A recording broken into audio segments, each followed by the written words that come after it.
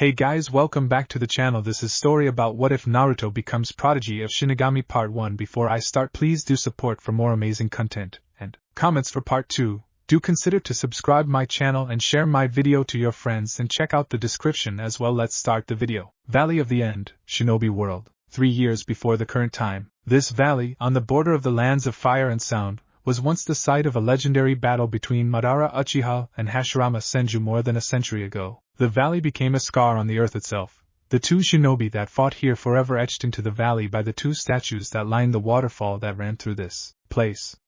It is here, in the shadow of these famed warriors, that two other shinobi were fighting in a desperate battle of their own. These two shinobi were Naruto Uzumaki and Sasuke Uchiha.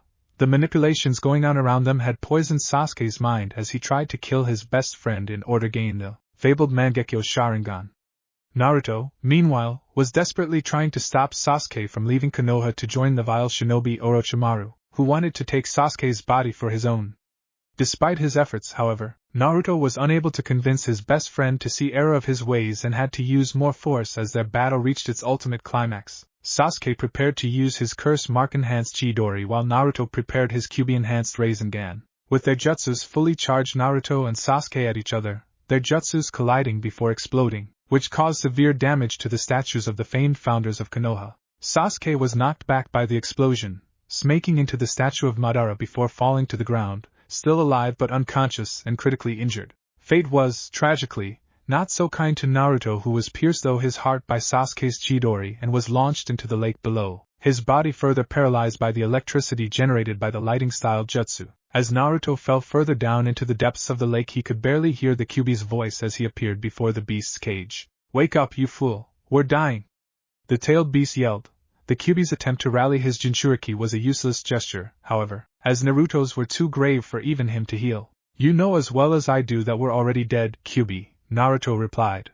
Before the Kyuubi could say anything, however, Naruto said something that shocked the tailed beast. "I was hoping to do something about your hatred someday as well. I guess that's now going to be impossible, however. I'm sorry, Kyuubi, for letting you down," the dying ninja said. The Kyuubi was, naturally, stunned by this. The Kyuubi wouldn't have believed what his Jinchuriki just said except for the fact that the look in Naruto's eyes had as serious a look as they've ever been. Normally I would have accused someone who said that of lying to me. For some reason, however, I can tell that you're being honest with me. Sighs, maybe if we had lived that might have succeeded, the Kyuubi said as the darkness began to consume him and Naruto. "I wanted to ask you something, Kyuubi, and since we're dying I might as well ask it now. Do you have a real name?" Naruto asked. This shocked the Kyuubi. No one since the time of the Sage of the Six Paths had ever thought to ask for his name. "Since you're not as bad as I thought, I guess I can tell you. My name is Kurama," he said as the last vestiges of life within him and Naruto vanished. But not before Naruto commented on the tailed beast's name. "So your name is Kurama, huh? I think it suits you." Sighs, "Farewell, Kurama," Naruto said as he awaited the afterlife, unaware that he and Kurama would not be so easily separated. Konoha Hospital. Meanwhile, Kakashi had just brought Sasuke back from the Valley of End, having found his unconscious body. He had not found any sign of Naruto, and had assumed that he would be healed by the Kyuubi, and would return to Konoha within a couple of hours. As a team of medics, led by the Tsunade, were treating Sasuke for his wounds, which bordered on the mortal level, Kakashi was trying to calm down Sakura, who had arrived at the hospital upon receiving, and who surprised her sensei with her reaction. She was angry but not at Naruto. "How could you leave Naruto alone like that, Kakashi-sensei? You saw what he had to do just to stop Sasuke from leaving.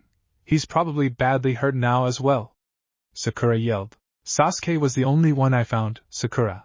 I wouldn't worry him, though. His wounds have always healed quickly, so he probably won't be gone for no more than a couple of hours," Kakashi reassured his squad member. What he didn't was that it actually going to take a few years before Naruto returned, and, even then, it would not last. Shortly after dying, Naruto arrived in the Soul Society, where he was greeted by his Minato and Kushina, his parents, who had sensed their son's presence when they felt the power of Kurama. Naruto was surprised, though strangely relieved, to find out that Kurama was still inside him.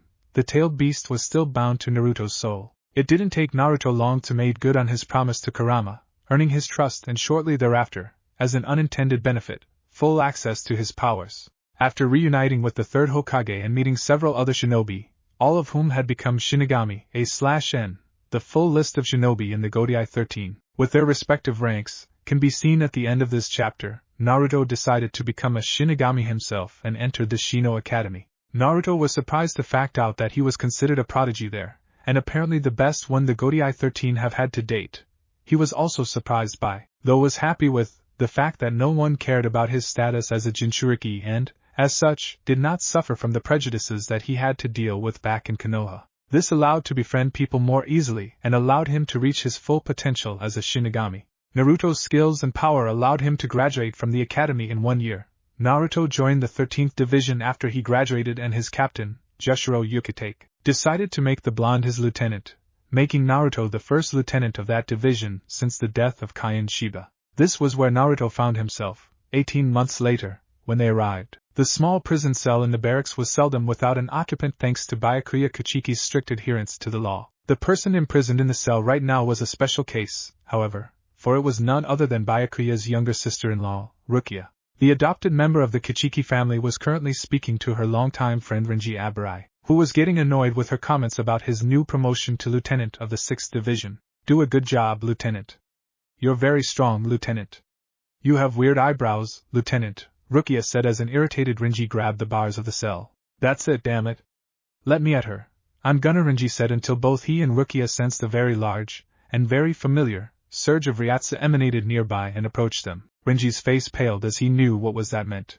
Maybe you should run, Renji," Rukia said, knowing full well who was the source of the Ryatsu. Renji, heeding his friend's advice, began to run towards the only door in and out of the prison room. Unfortunately for Renji, it was too late for him to run as that door suddenly flew off its hinges and smacked the bars of the cell before it shattered into millions of pieces. Renji flinched heavily when he heard the culprit's voice. "Tattoo brows." The voice roared as a person charged into the cell and right at Renji. "Please calm down, Naruto. I swear I can explain," Renji pleaded before he was silenced by a kick to the face, courtesy of the 13th Division Lieutenant. "You went to arrest Rukia and attacked her. You think you can just explain that way?" Naruto yelled as he grabbed Renji by his shahakusho and shook him until he was almost unconscious. Normally both he and Renji were good friends and were basically brothers. After he was informed of Renji's actions during Rukia's arrest, however, Naruto's temper, which, among many of Naruto's other attributes, has become legendary in the past year and a half, was unleashed. His temper did not flare up often, but when it did there was little anyone could do to stop him if no one from the shinobi world, or at least a close friend, was nearby. Thankfully, for Renji, Rukia was there. "Please stop it, Naruto. It's not worth hurting Renji," Rukia pleaded, getting the attention of her commanding officer, who let go of the badly bruised Renji. Naruto ran up to her cell. "Rukia, are you hurt?" Naruto asked her with obvious concern. "I'm alright, Naruto. Just a little down, that's all," Rukia said as she thought about her lieutenant's very strong protective nature. He was always like this with the members of his squad. Like a shepherd to his flock, he was very concerned over the safety and well-being of the members of the 13th Division, and Rukia, knowing her lieutenant far too well, knew that even if he was, for whatever reason, transferred to another division, that sentiment would still be there. Naruto nodded, but before he said anything, however, Renji managed to get up. "Naruto, I know you're upset, and I'm really sorry for what I did, but can you at least let me speak to Rukia in peace?" Renji asked, to which Naruto sighed. "Fine, but the next time something like this happens again, tattoo brows, I swear to Kami you'll be face down on the ground eating bricks faster than you can say, tailed beast," Naruto warned, still simmering from his latest outburst. "In any case, I have to report to old man Yukitake right now, so I'll come back to check on you later, Rukia," Naruto said, to which both Rukia and Renji nodded. As Naruto left the 6th Division barracks, he couldn't help but think of his father's warning earlier in the day when he had been running a few errands for his captain. "I didn't want to tell you this just yet, but now it seems that the time to wait has finally passed. Keep a close eye on my captain whenever you're in his presence, as I fear this is his doing," Minato warned him, though there wasn't a real need to do so. Unlike the rest of the Godai 13, the shinobi turned Shinigami, who were known as Shinobigami by many of their colleagues, had suspected Aizen of plotting something along with Ikamaru and Tozen. They had even figured out the true nature of Aizen's Zanpakuto, a fact that earned him even less trust amongst the Shinobigami. Even the thick-headed Naruto could tell something was wrong with those three captains. Naruto's suspicions were also shared by both Kurama and his Zanpakuto, which showed just how poor a mask Aizen wore. Because of the fact that the three captains had everyone else in the Godai 13 fooled, however, the shinobi kept their suspicions to themselves until they could prove any wrongdoing on the part of those three. As Naruto raced towards his barracks, he clenched his fist at the thought of the 5th Division captain.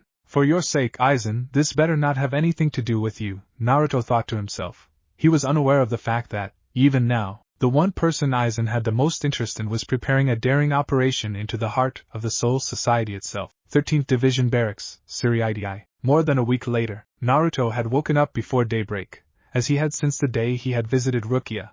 There was too much on his mind for him to sleep.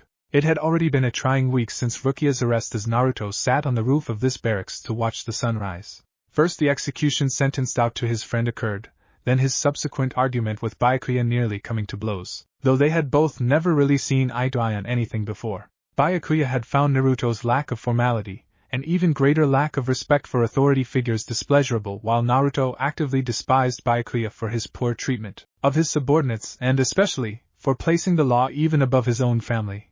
This gulf had only gotten worse since Rukia's arrest, with Naruto's parents, Captain Yukitake, and Shursui Uchiha being the only ones that could stop the two Shinigami from trying to kill each other. The final thing that occupied Naruto's mind was the arrival of 5 intruders to the Rukangai sector of the Soul Society, one of them being the one whom Rukia had lost her powers to, and their attempt to enter the Siriidii. He especially had mixed feelings over what to think of that guy, who Rukia kept calling Ichigo. On the one hand, this Ichigo was responsible for Rukia's predicament. On the other hand, however, he was in the Soul Society now and was, more than likely, trying to save Rukia, so Naruto assumed that he actually did care for his friends. As Naruto pondered his next course of action, he felt a familiar Ryatsu approach him. "Good morning, Shursui-sensei. How are you feeling?" Naruto asked the Uchiha who had acted as his teacher since his graduation, teaching him skills that the Shino Academy instructors could not. "I'm alright, Naruto. I was actually going to ask you the same thing. Both of your parents and Captain Yukitake are worried about you since you haven't been getting much sleep recently," Shursui said. Naruto sighed at this comment. "I've just had a lot on my mind recently, that's all," Naruto said. Shursui, thanks to his time as Naruto's master, knew which particular thought was on Naruto's mind at the moment. "You should wait until the intruders enter the Siriidii first if you plan to confront them," Shursui said.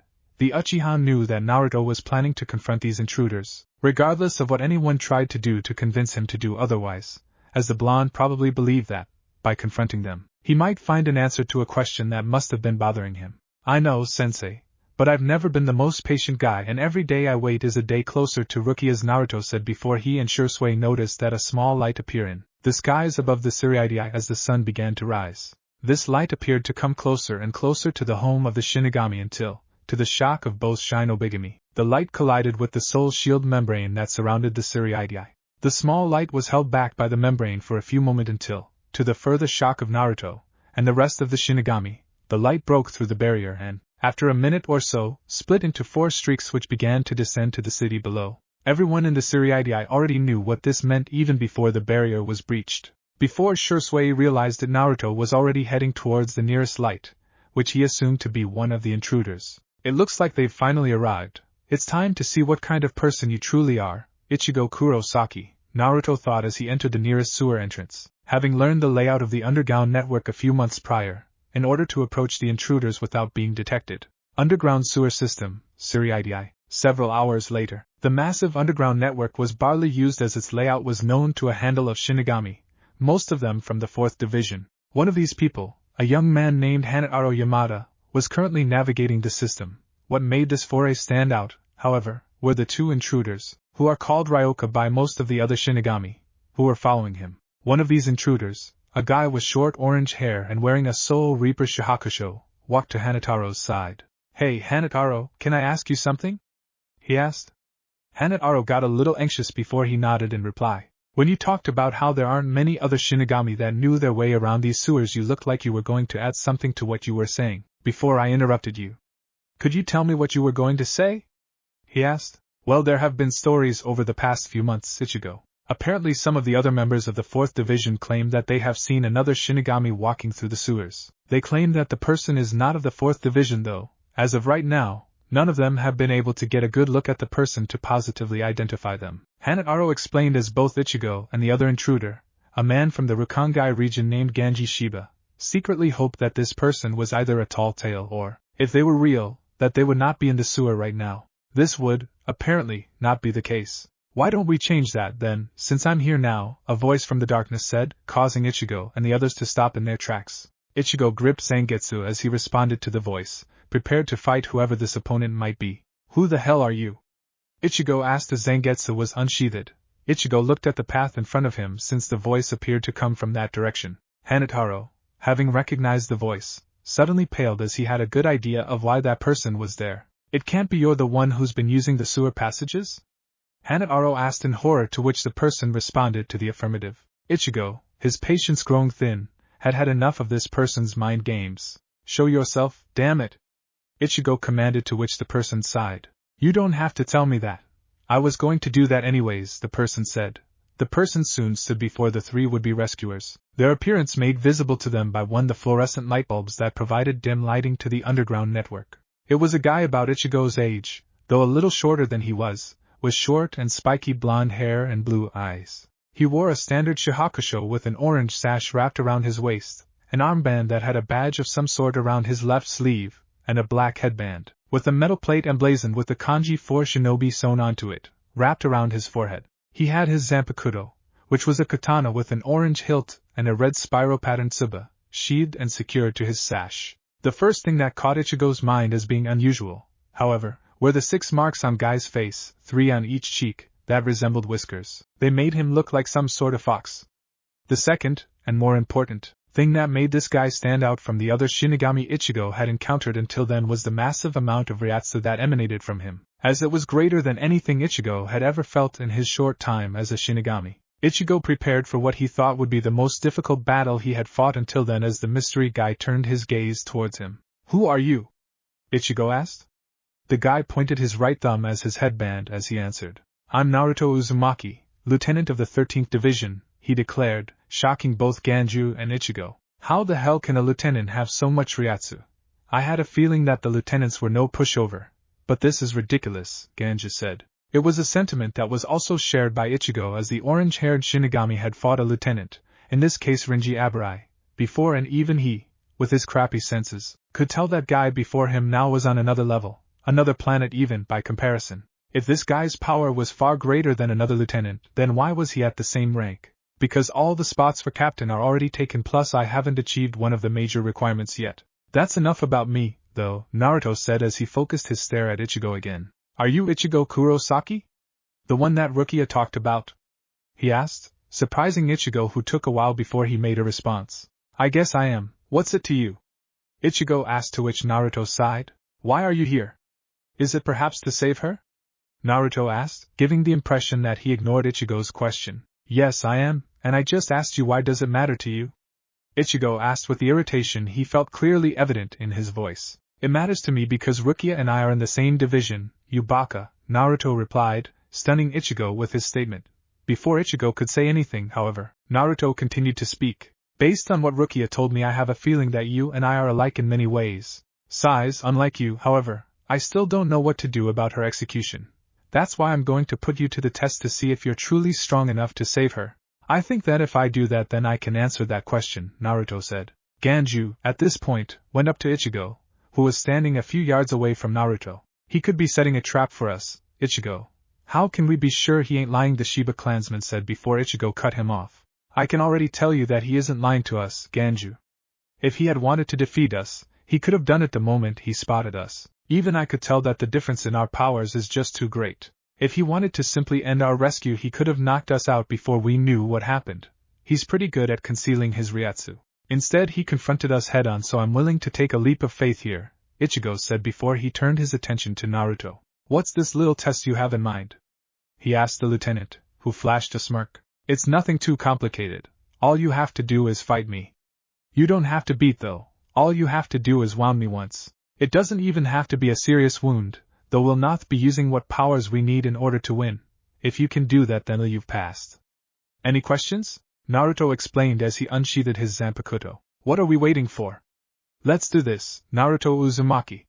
Ichigo said as both he and Naruto charged at each other. It wasn't long before their blades to collide with each other, signifying that the two Shinigami had begun their battle. As Naruto and Ichigo clashed in the sewers below the Siriitai, both Ganju and Hanataro watched with the shock they were feeling clearly etched into their faces.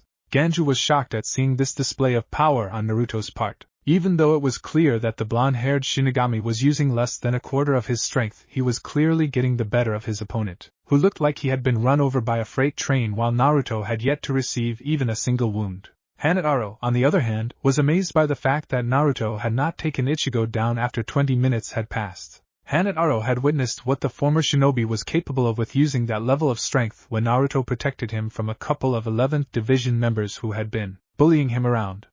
The amount of strength Naruto was fighting at right now was at the level of a captain, so the fact that Ichigo was still able to fight him was nothing short of a miracle. Naruto was also impressed by Ichigo's strength even as he had forced the orange-haired Shinigami on the defensive. With the exception of his fellow Shinobigami, and the captains that he fought when they tried to gauge his strength, everyone else would have lost the fight against him in the first few minutes. Ichigo has not only managed to keep fighting him, the would-be rescuer had even managed to tire Naruto out considerably as he had been forced to use both his Shuinpa and Kido against Ichigo. Ichigo suddenly swung Zangetsu as Naruto's chest before the blonde could continue his attack. As Naruto shunpoed yet again, he took a moment to note Ichigo's massive amount of Ryatsu before he pointed his right index finger at Ichigo. Heido number 4. Byakurai, Naruto said. He generated a concentrated lightning bolt that he then discharged at Ichigo. The orange-haired managed to dodge the attack as Naruto suddenly appeared above him. "You're not bad, Ichigo, but you're going to have to try harder than that," Naruto said rather bluntly as he swung his Zanpakuto at Ichigo's head. "I'm not finished just yet, Naruto Uzumaki, so don't act as if I am already beaten. You may be much stronger than I am, but I won't give up. I have to rescue Rukia, and if that means passing this little test of yours, then I will do it," Ichigo said in response to Naruto's comment. Naruto already knew that Ichigo was not finished but was trying to push the human to see just how much strength he had. After blocking Naruto's slash, Ichigo, to the former shinobi's surprise, stopped moving and had placed his Zanpakuto on his shoulders. Naruto wasn't the only one that was confused by Ichigo's actions, as both Hanataro and Ganju were also taken aback by this. "What the hell is Ichigo doing?" Ganju thought to himself as Ichigo just stood in that position, unmoving. Are you okay, Ichigo?" Hanataro said as a sudden and massive burst of Ryatsu emanated throughout the area, since the underground sewers were so deep below the surface that only those in the passages would have felt this upsurge in power. Naruto looked on as Ichigo suddenly turned his glare towards him. The former shinobi's eyes widened as Ichigo's eyes suddenly glowed a light blue. "I'm sorry to keep you waiting, but now it's time to show you my resolve, Naruto Uzumaki," Ichigo said as Naruto looked at him in shock before he flashed a smirk. "Resolve, huh? So it is your will that has helped you through all this," Naruto thought to himself as he prepared to dodge the oncoming attack. The Shinobigami was surprised when Ichigo lifted his massive blade. With the blade pointed towards the ceiling, it looked as if he intended to slash at Naruto despite the fact that he was 20 feet from the blonde. Ichigo then swung his Zanpakuto, which, to Naruto's surprise, unleashed some sort of massive beam of Ryatsu as it was swung. Before anyone realized it, the beam reached Naruto, who suddenly vanished behind the light generated by Ichigo's attack. After a few moments, the attack finally dissipated, leaving baying a column of smoke and a canyon-like chasm on the floor of the hallway. Ichigo looked on as his breathing became slow and heavy. "Did I get him that time?" Ichigo asked himself as he fell to his knees, his exhaustion and wounds having finally caught up to him. Though Ichigo assumed that Naruto did survive the attack, he wasn't sure if Naruto was able to fully escape the onslaught. As the column of smoke continued to dissipate at a slow pace, Ichigo and his two companions suddenly heard Naruto say something that shocked all three of them. "You something else, Ichigo, you know that? You actually managed to wound me," Naruto said as the smoke finally cleared enough for the three would-be rescuers to see what had happened. Ichigo and Ganju couldn't believe what they were seeing. Naruto stood before them as if he was still unscathed. It was hard to tell, however, as the Shinobigami's entire body was now enveloped by what appeared to be a Ryatsu shroud that was in the form of flickering yellow flames. Naruto now wore what appeared to be a necklace made of Magatama beads, while an image of a larger Magatama appeared on the shroud where it enveloped Naruto's abdomen. The round circle of larger bead-like image was itself strange, as it looked like a spiral pattern of some sort. In addition to the shroud, Naruto's hair was now spiked up with the two endmost locks now resembling horns. As final change in his appearance, Naruto's eyes had changed color, turning from blue to orange. The change in appearance was accompanied by an increase in Ryatsu that only Ichigo could withstand without being pinned down to the floor, though he had already fallen to his knees prior to this form. N Naruto just used his Nine Tails QB Chakra Mode KCM. Ichigo was shocked, but surprisingly it wasn't from either the changes in Naruto's appearance or power. "Why are you still unscathed? I thought you said that I wounded you," Ichigo said, to which Naruto sighed. You did wound me, Baka. If I hadn't unleashed this form when I did, that wound would have actually been fatal, Naruto explained away. Naruto then, to everyone's shock, dispersed the form that he had taken, which undid both the increase in his powers and the change in appearance. When the KCM dispersed, Ichigo, Ganju, and especially Hanataro, were surprised to see that Naruto had indeed been wounded. The blonde-haired Shinigami had what was clearly a slash wound that reached his left shoulder to what appeared to be inches above where his heart and major blood vessels. Ichigo realized what that wound meant if his smirk was anything to go by. I guess I passed your little test, Naruto, Ichigo said as his two companions got back to their feet. So you did, Ichigo, Naruto said as he motioned for Hanataro to heal the orange-haired Shinigami. As Hanataro began to heal a reluctant Kurosaki, he turned his gaze to Naruto's wound. Naruto noticed Yamada's concerned expression and waved it off. You don't have to worry about me, Hanataro. You should already know that this wound will probably be healed in a few minutes anyways, so focus your attention to Ichigo, Naruto reasoned. The former shinobi then turned his attention to both Ganju and the somehow conscious Ichigo when he saw that both had expressions on their faces that screamed confusion. I guess this would be the best time for an explanation about who I am and what I'm going to do now. Am I right? Naruto asked. He sighed when the two men nodded as he realized that this would take a while. 2 hours later, Naruto had finished his explanation to Ichigo and Ganju a few minutes prior, and was now headed towards the sewer entrance that was located right next to the barracks of his division. After getting the group to agree to not talk about anything that he said to them after he parted from them, Naruto told them about himself, including a little bit about his past life, since all of the Shinobigami did remember their past, and about the existence of the Shinobigami. The former shinobi then agreed to let Ichigo and his friends continue their efforts to rescue Rukia. Naruto, thanks to his battle with Kurosaki, even agreed to help the intruders with the rescue. Due to the suspicious nature of Rukia's execution, however, Naruto told the group that he would not join the group as it would be better if he got the other Shinobigami to help them as well. Though Ichigo was suspicious of Naruto's claim, he finally relented after a few minutes. After taking a few more minutes to explain he planned to do to the group, Naruto left, having agreed to meet with Ichigo and his friends, including those that were not present, once Rukia had been rescued. Naruto, despite being aware of the possible manipulations surrounding Rukia's sentence, decided not to tell Ichigo of these dark designs just yet, as he had no solid proof of them. Naruto decided to ask his dad to hold a meeting with the other Shinobigami to inform them of the situation and to plan their course of action. Naruto didn't have to worry about the possibility of any of them refusing to help, since they had been planning to deal with this situation anyways, though the group of former shinobi had yet to decide if they would have to forcibly stop the execution. As Naruto finally reached the ladder leading to the sewer entrance, he reflected on what had happened in these hallways today. He was especially reflected on his opponent, a thought that was not lost on the part of his inner entities. It's just like Rukia said, Naruto, he is a lot like you, a familiar voice said to him from within his mind. I guess he is, Kurama, though I'm shocked that his powers are still growing even now. To think that he's already at the level that he is makes me wonder if he even knows how much potential, Naruto replied. Says the kid who is already at the level where he can obtain Bankai yet refuses to do so, another voice said in a mocking tone. This caused a giant vein to suddenly poke out of Naruto's forehead. Are you seriously going to bring that up? I thought that we agreed to honor my dad's request to wait for that until us Shinobigami have dealt with that Sonk Aizen and his two lackeys, Naruto said in an irritated tone before he heard that same voice sigh out what he said. We did agree to that, Naruto.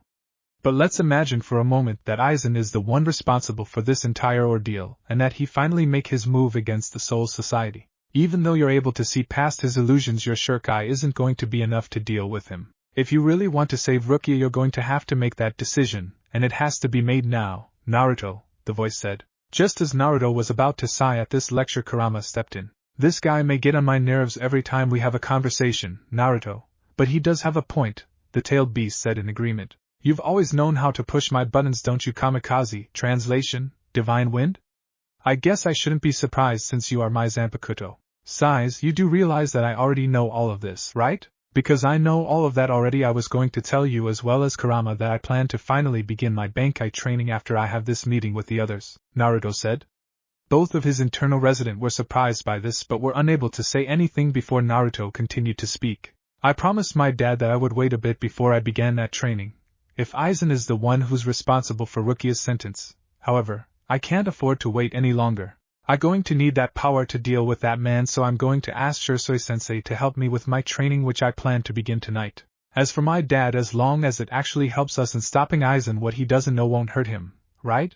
Naruto explained. The former shinobi could tell that Kamikaze was smirking after hearing all of this as he began to climb the ladder out of the sewers. 4 hours later, Naruto was losing his patience as he waited, alongside the other lieutenants, for the officer of the 4th Division that was supposed to deliver the lastest update on the situation with Ichigo and the other intruders 2 hours ago. After getting out of the underground sewers, Naruto first headed to his room in the 13th Division to change into another Shihakusho so as to not arouse suspicions with the tear that his earlier uniform now sported.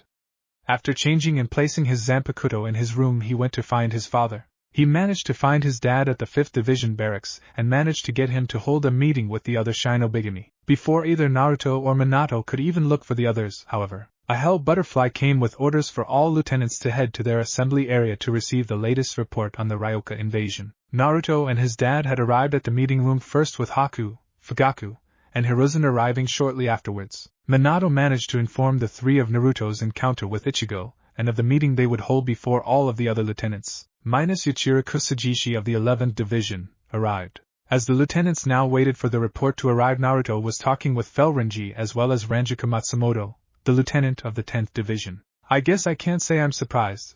This Ichigo guy sounds way too much like myself and my predecessor Kaien. After all, Naruto said, making sure that he acted as though he had yet to meet Kurosaki. Renji had just told Naruto of the conversation he had with Rukia as he escorted her to the Senzeiku. The part where Rukia reacted to the knowledge that Ichigo was still alive was the part that Naruto was responding to. That may be true, Naruto, but I doubt he has as much skill as either of you, Ranjika said. I wouldn't be too sure of that, Lieutenant Matsumoto, another voice said in response. The three lieutenants turned around and were surprised to see that it was Fugaku that had replied. These intruders were able to defeat Jidanbo, survived an encounter with Captain Ikamaru, and were able to breach the Soul Shield membrane. We have to assume that they're all very strong and very dangerous if they have already caused this much trouble. The former head of the Uchiha clan explained without revealing everything else that he now knew, surprising both Ranji and Matsumoto. Do you really think the Ryoka are that much of a threat?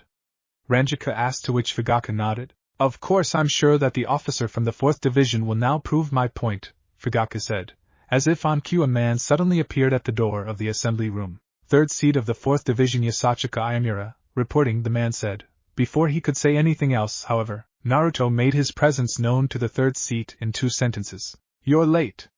You better have a good reason for that, or you can kiss your sorry ass goodbye. Naruto roared in a clearly irritated tone as Renji attempted to hold him back. The former shinobi already had too little time to waste on these reports, and this officer had made it even worse. Ayamura's face paled as he tried not to provoke the lieutenant, accidentally or otherwise, any further. The 3rd seat hadn't seen the Uzumaki lose his temper personally, but had heard enough of the stories to know that he didn't want to get on Naruto's bad side, assuming he wasn't already there, that is. My apologies, Lieutenant Uzumaki. I was delayed due to some last-minute updates of great importance, Ayamura explained.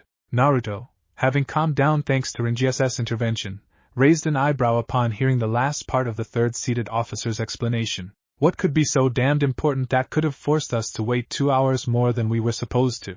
Naruto thought to himself. He would get his answer soon enough, as Ayamura immediately began reading the report that was in his hands. 5 minutes later, the preliminary reports appeared to suggest that the entire 11th Division, with the exceptions of Captain Kenpachi Zaraki, Lieutenant Yuichiro Kusajishi, and the 4th-seated officer Zabuza Momochi, was completely wiped out, Ayamura said as he briefed the lieutenants on the part of the report regarding the events that had occurred today. As of right now, the first few minutes of the report were little more than summary of what had happened to this morning, which, needless to say, annoyed several of the officers. The mood changed, however, when Ayamura briefed the lieutenants on the defeats of the 3rd-seated officer Ikika Madarame and the 5th-seated officer Yumichika Ayasegawa, both of whom were from the 11th Division. The fact that 2 high-ranked officers were defeated by Ryoka was already a big shock. But an entire division being beaten? The reactions of some of the lieutenants to this bit news were not very surprising. That's impossible. Izurakira, the lieutenant of the 3rd Division, said. The 11th Division is gone? Renji asked in shock. The rage that he was suddenly feeling was understandable due to the fact that Ichigo was among the intruders and his close relations with his former division. How were these Ryoka able to do so much damage in just a few hours? Chojiro Sasuke, the 1st Division lieutenant, blurted out. The Shinobigami, while also feeling very bad for all the members 11th Division who were now casualties, thought of the defeat of the division in a more critical light compared to their fellow lieutenants even if they didn't say those thoughts out loud. They charged headfirst into battle against an enemy without knowing who they were dealing with. What did they expect would happen? Fugaku asked rhetorically to himself. The 11th Division is even more poorly disciplined than I imagined. I guess this also proves that Naruto was right about Kurosaki, though, Minato thought to himself. Master Zabuza always said that the members of his division were all talk minus Captain Zaraki. Haku thought as he shook his head. He remembered that Zabuza had told him of his rather poor opinion of his own division. Honestly, did they really want to start a war that badly? Was the thought on Hiruzen's mind at that moment. And people call me an idiot. I almost feel sorry for Zabuza since he has to deal with those dummats every day, Naruto thought as he sighed. After shaking off these thoughts they then continued listening to the report. As Iamura finished his report the lieutenants went back to their respective barracks. Shinobigami meeting place. Undisclosed location within the Suriidai. Sometime in the evening. This secret chamber was a modest room by most standards. It was basically an semi-spherical interior with a 2-story high ceiling which was solid bedrock and a small stone urn, in the center in which a fire been burning. Inside this room Naruto and the other 8 former shinobi stood in a circle. They had already finished discussing what had happened between Naruto and the intruders earlier that day as well as the plan of action they would now take. So that's the plan. Any questions? Naruto asked. As this meeting was his idea he was basically the one would be in charge of what the Shinobigami planned to do now. When no one answered Minato decided to ask his son an important question of his own to ending the meeting so that they could all prepare for what they planned. Naruto, were you able to retrieve it? Minato asked. It was a pain to go through with it, and I'm sure Rukia is going to kill me when she finds out. But that creep Mayuri was able to help me obtain it. I made sure that he wouldn't say anything about what happened until this is all over. I'll give it to old man Yama at that point, Naruto said, getting a nod from his father. I guess that's it, then, Minato said, ending the meeting. With that everyone began to head towards the exit except Naruto. Wait, Shisui-sensei, can I ask you something before you go? Naruto asked. Shisui stopped in his tracks as Naruto waited for everyone to leave before he finally asked his mentor if he could help him with his Bankai training. Shisui was taken by surprise at this sudden turnaround. Though Naruto had been more than capable of learning Bankai for quite some time he had not even attempted it due to his father's request to wait which Naruto had honored until that time. Are you sure want to do that, Naruto? I'm sure Minato is going to protest, Shisui said before Naruto interrupted him. Then I won't tell Dad that I'm trying to obtain my Bankai. You know that we're going to have use everything we have to stop that damned Aizen. You said that you discovered a secret training area near Sokaika Hill so we can use that place to train, Naruto said. Shisui sighed at this. The Uchiha guessed that, with Rukia now an unwilling pawn in Aizen's schemes, Naruto was now taking this matter very seriously, and was not going to take no for an answer if he felt that this was something he had to do. I guess I can help you since it appears that you're not going to take no for an answer. Understand, however, that I'm only you do remember what my explanation about how one obtains his or her Bankai, right? Shisui reminded him, to which Naruto nodded. Very well then, I guess I'll help you out. We should wait until tomorrow, however, as you still have that lieutenant's meeting in the morning, Shisui pointed out. Naruto groaned at remembering that, though his sensei was right in telling him to wait for that meeting, since there wouldn't be any more meetings, he was still getting tired of them. With all these useless meetings I'm amazed that everyone else is surprised that Ichigo and his friends have evaded capture, Naruto thought to himself as he and his sensei left the meeting chamber for the night. Secret training area, Sokaika Hill, the next day at noon. I can't believe a place this big has been hidden from everyone else right below the execution grounds. I wonder what go out of there, Naruto said, rather amazed at the size of the place.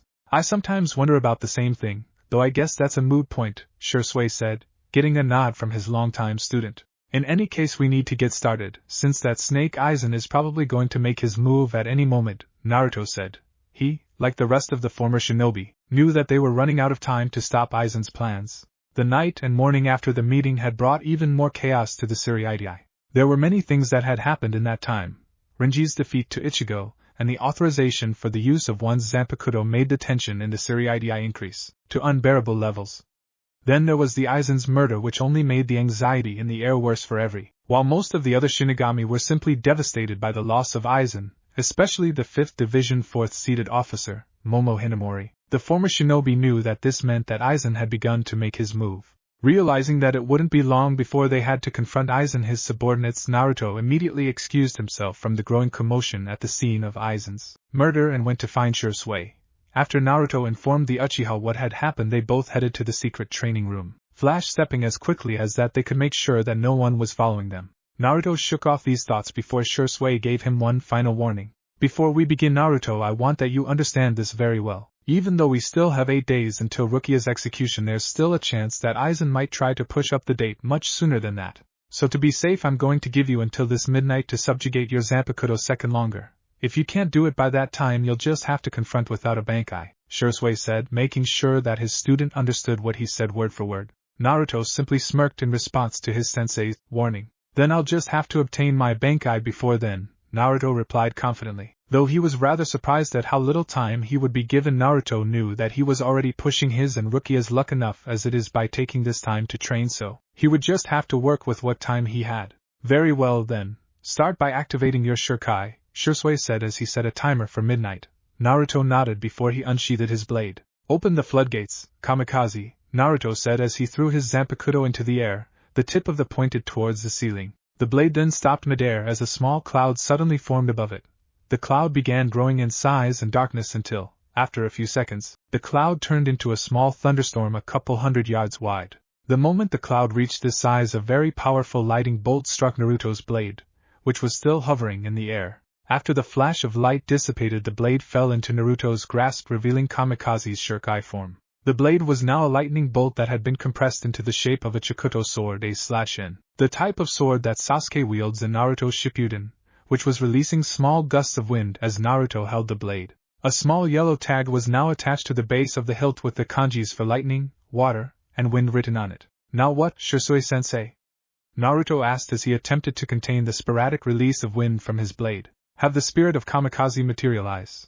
I'll use my Ryatsu to help maintain it long enough for you to try to subjugate him, Shursui explained. Since Naruto could only keep the spirit of Kamikaze materialized for a few hours without aid, due to the fact that he had only learned to do so very recently, Shursui would keep the Zanpakuto spirit materialized until his student achieved Bankai or until midnight arrived, whichever one came first. Naruto, without saying another word, focused his Ryatsu into his blade, which in turn generated more light until an explosion of lighting radiated across the training grounds. Had anyone been standing on the hill above the secret room, they would have felt a slight tremor caused by the powerful shockwave generated by the explosion. Thankfully for both Shinobigami, no one was close enough to so Kayako notice anything out of the ordinary. As the light generated by the blast dissipated along the temporary loss of hearing caused by the subsequent thunderclap, both Naruto and Shursui could hear another person, presumably a male from the sound of his voice, called out to them. Took you long enough to finally do that, don't you think, Lil Naruto?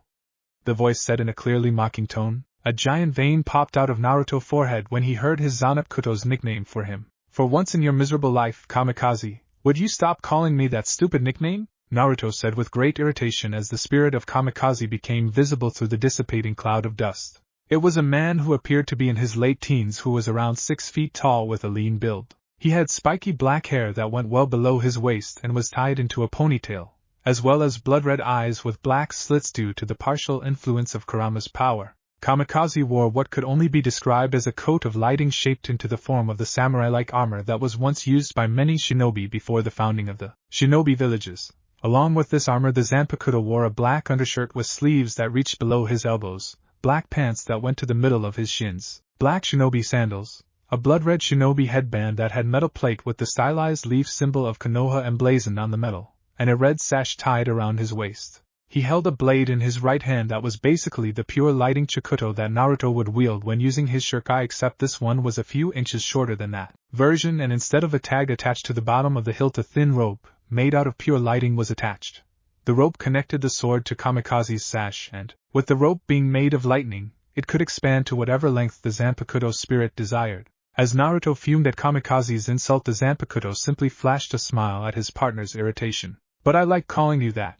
It lets me push your buttons all the more easily, Lil Naruto, Kamikaze said in response to the lieutenant's annoyance. Naruto, not surprisingly, got even more steamed at his Zanpakuto's mannerisms. Unlike the Zanpakuto spirits of some of Shinigami, the other Kamikaze didn't have any issues with Naruto, or even Kurama for that matter, but the Zanpakuto did enjoy annoying the hell out of both the Biju and his Jinchuriki just to get an amusing reaction from the two.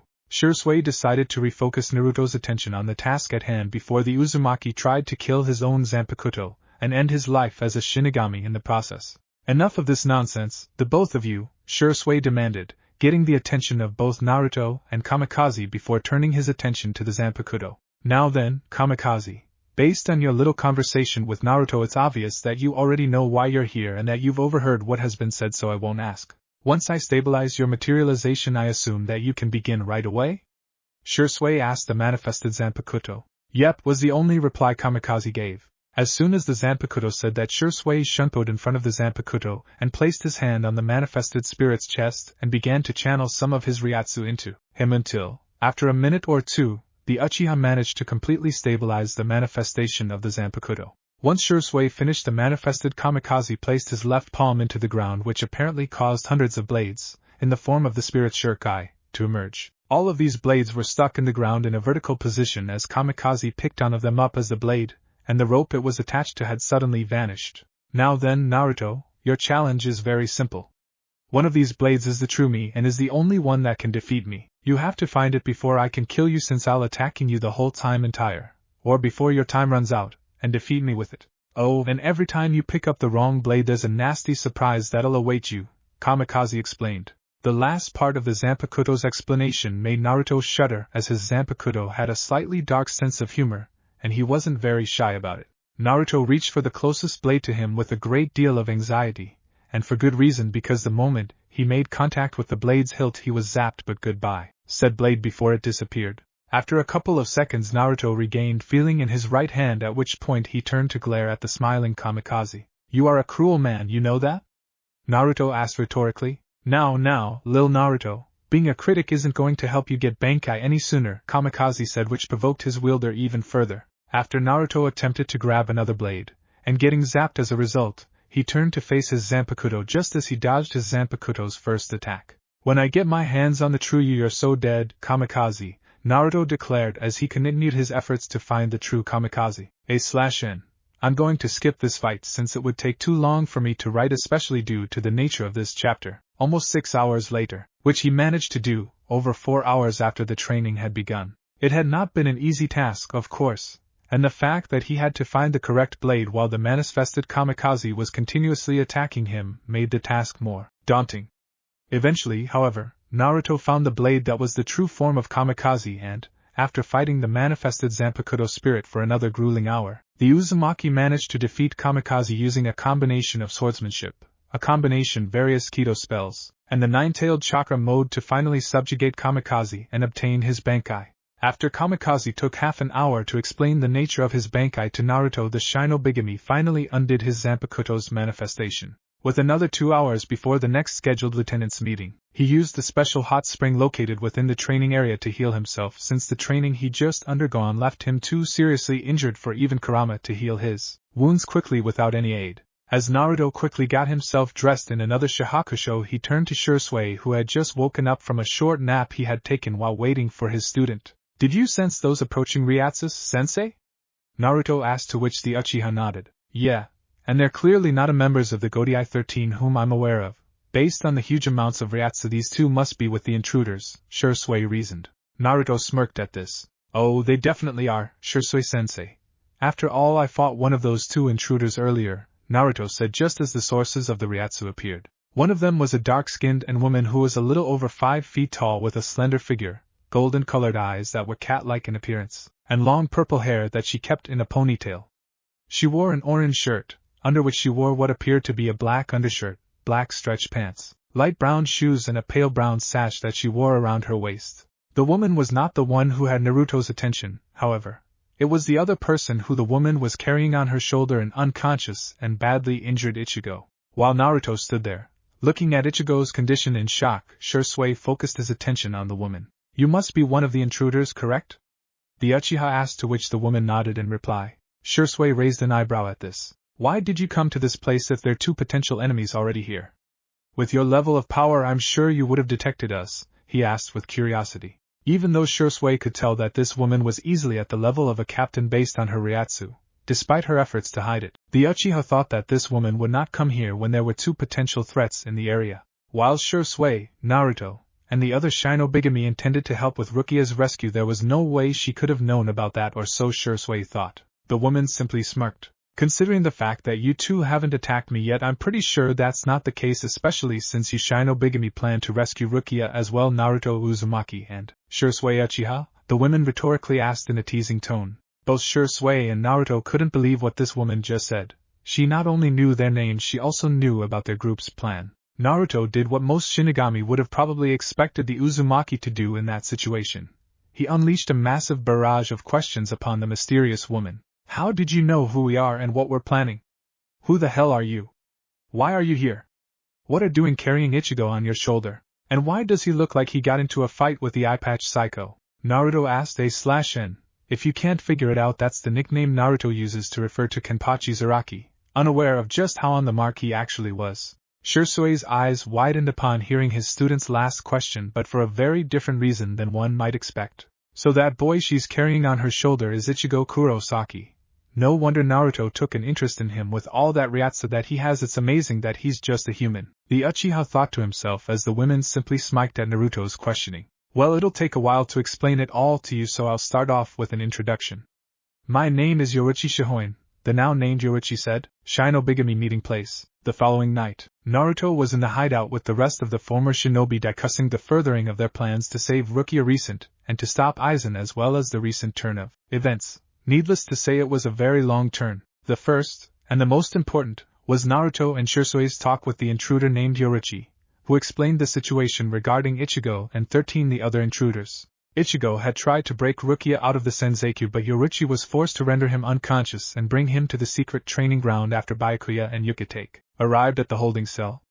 Yoruichi then told the two former shinobi that she intended to train Ichigo in order to have him obtain his own Bankai in order to save Rukia. Neither shinobi really questioned the possibility, since the orange-haired Shinigami had the necessary Ryatsu to achieve that level. Though she left a few of Naruto's questions unanswered, they really didn't have that time to receive the answers for them due to the lieutenant's meeting due to begin an hour from then. The three Shinigami decided to simply focus on their individual rescue efforts for the time being. After exiting the training area, Naruto made a beeline to the lieutenant's meeting, which he got to with 10 minutes to spare.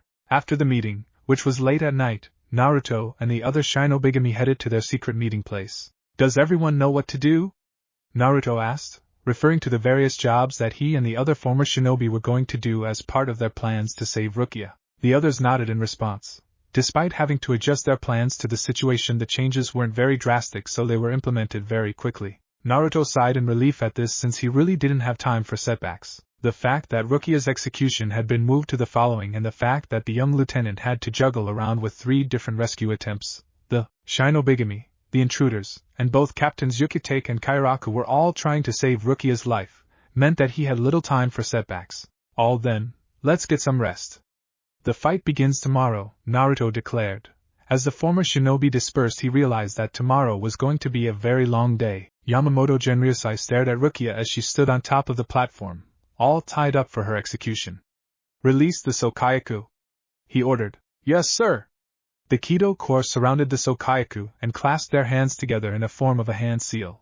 The ropes that were attached to the poles on the ground slowly began to come apart, eventually snapping. They began to circle the Sokayaku lazily, growing faster with each passing second until the ropes bounding the halberd unwound and sped towards the ground, stabbing into it. Rukia stared up at the Sokayaku as she thought back to when she and Jin had their little exchange at the bridge. Even though Ikamaru troubled my heart at that moment, little by little, my peace is returning. But is this because of the Captain Commander's promise? Or perhaps it's because when Nisama saw me disturbed, clinging shamefully to life, he shut me out without even a hint of doubt. Thank you so much, Nisama, said Rukia quietly as 3 cubes surfaced from the platform. The rope bounding Rukia's hands together suddenly faded away, and the 3 cubed placed themselves in front of Rukia's hands and feet. Rukia started to float up to the scaffold, and the halberd suddenly erupted into flames, a pillar of fire surrounding it, and dissipating to reveal a gigantic phoenix at least 2 to 3 times the size of the colossal scaffold. Kikoo, said the Captain Commander as he stared up at the majestic phoenix.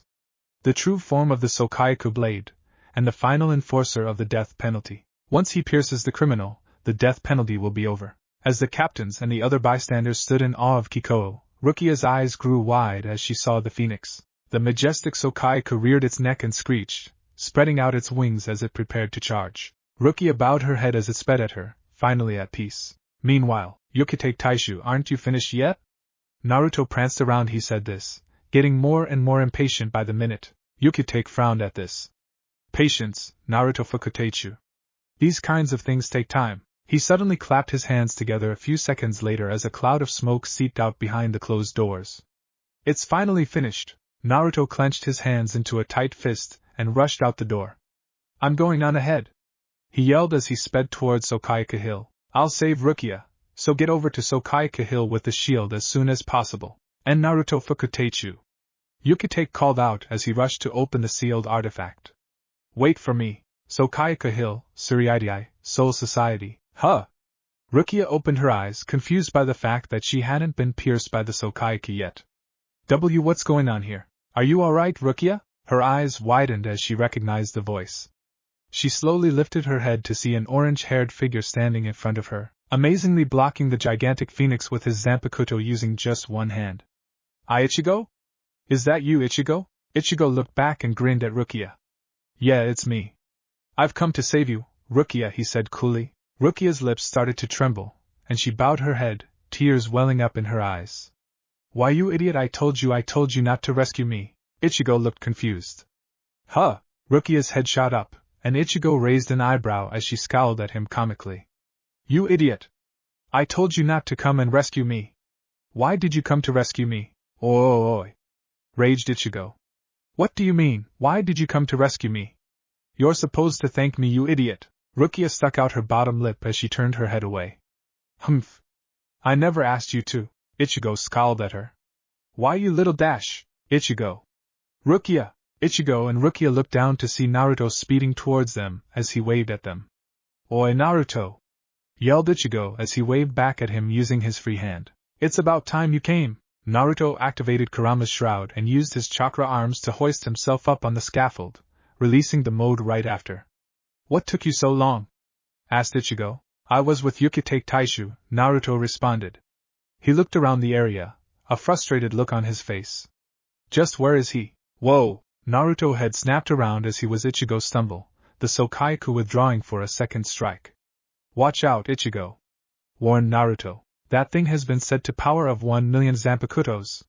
You won't survive the next attack. Ichigo grimaced as he glared at the phoenix, a determined look on his face. Che! This is nothing. I got this, Naruto. Sui Feng narrowed her eyes as she stared at Ichigo. Who is that guy? The Sokaiku is said to contain the offensive and defensive abilities of 1,000,000 Zanpakutos. And yet this kid was able to hold it back with just one hand? What kind of power is this? Her eyes suddenly widened in shock as a velvet-colored rope wrapped itself around the charging phoenix's neck, halting its attack. The golden pole attached to the end of the rope slammed into the ground, holding the phoenix in place. Yukitake Jushiri? Said Suifeng to herself. Shunsui suddenly appeared in front of the pole, placing his hand on it to stabilize it. Yo, Yukitake! You sure like to make people wait, don't ya? I'm sorry, replied Yukitake as he glanced over at Shunsui. The release took me a while, but now we're good to go. Suifeng clenched her teeth in frustration as she recognized the crest on the shield. That's the Shihoin clan seal. Shunsui and Yukitake both drew their Zanpakutos and slammed the blade into the shield, activating it. The velvet-colored rope that was binding the Sokaiku began to glow, and the flame quickly traveled up the rope towards the trapped phoenix. Boom! The Sokaiku exploded as the Shihoin shield activated, and large chunks of fire rained down on the people below. Impossible, thought Suifeng to herself as she shielded her face with her arms. Ichigo performed a backflip and landed on the scaffold. Rukia looked up at him. Wait, Ichigo. What are you doing? Just shut up and watch, said Ichigo as he grabbed the piece of cloth that was attached to Zangetsu. He threw his Zanpakuto up into the air and started to twirl it in the air, spinning it faster and faster until it was just a blur. He suddenly yanked at the cloth and grabbed the hilt of the oversized katana, holding it blade down. His eyes flared as it turned clear blue, and a massive burst of Ryatsu enveloped Ichigo, powering him up. He slammed the point of Zangetsu into the snarode, and it began to glow blue, the bright blue light blinding everyone in the area. Thud! A giant of dust enveloped the whole entire area as the scaffold exploded. It slowly dissipated to reveal the main part of the scaffold completely destroyed. You never shut up about how I shouldn't rescue you and how I should just go home. I told you, didn't I? Your opinions are just gonna keep getting ignored, said Ichigo as he held Rukia. Rukia gave Ichigo a sad smile. Yeah, Aizen looked up at the scaffold, a look of disbelief on her face. I am possible the Sokaiku stand is, or Ichigo. Ichigo looked ahead to see Renji drop the unconscious body of a Kido Corps member on the ground, his Zanpakuto in his hand. What? Rukia stared at him, her eyes wide. A huge smile slowly spread across her face. Renji. Thank goodness you're alive, Renji. Alright, said Ichigo lazily. He slowly lifted Rukia into the air and glanced over at Renji. Get ready, Renji. Rukia blinked. Huh? She looked up Ichigo. Wait, Ichigo. What are you going to do? Renji's face turned blue as he realized what Ichigo was going to do. Wait, hey. You aren't planning to take her, yelled Ichigo as he threw Rukia at Renji like a football. Ah! Screamed Rukia as she flew towards Renji.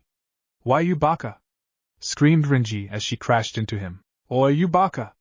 Scolded Naruto as he smacked Ichigo across the head. What the hell was that for? Ichigo rubbed the back of his head as he pouted. Well, I just thought that it was a cool thing to do at the moment. You baka! Naruto repeated. You're just lucky she wasn't hurt, or I'd beat the crap out of you. He shook his head and pulled a paper bomb out of his uniform.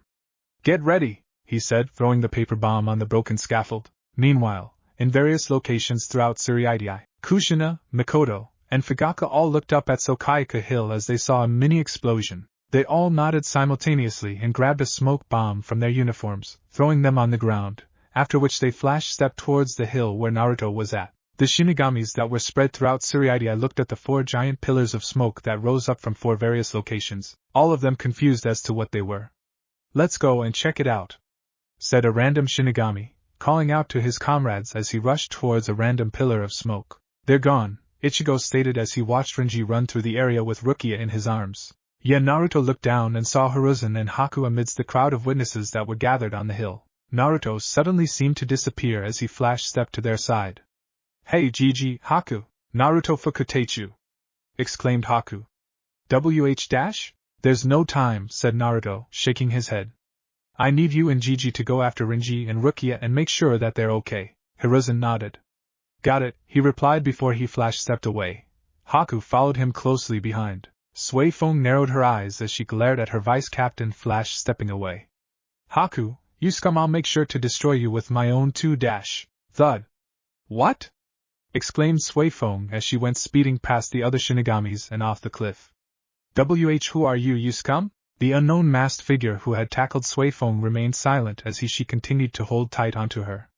Sui Feng narrowed her eyes as she grabbed the assailant's arm. I asked you who you were? She roared as she threw him over her shoulders. The figure suddenly disappeared and reappeared behind a surprised Sui Feng, kicking her in the back and sending her flying into a tree. Sui Feng balanced herself in midair and grabbed a branch of the tree, flipping over and landing on the branch safely.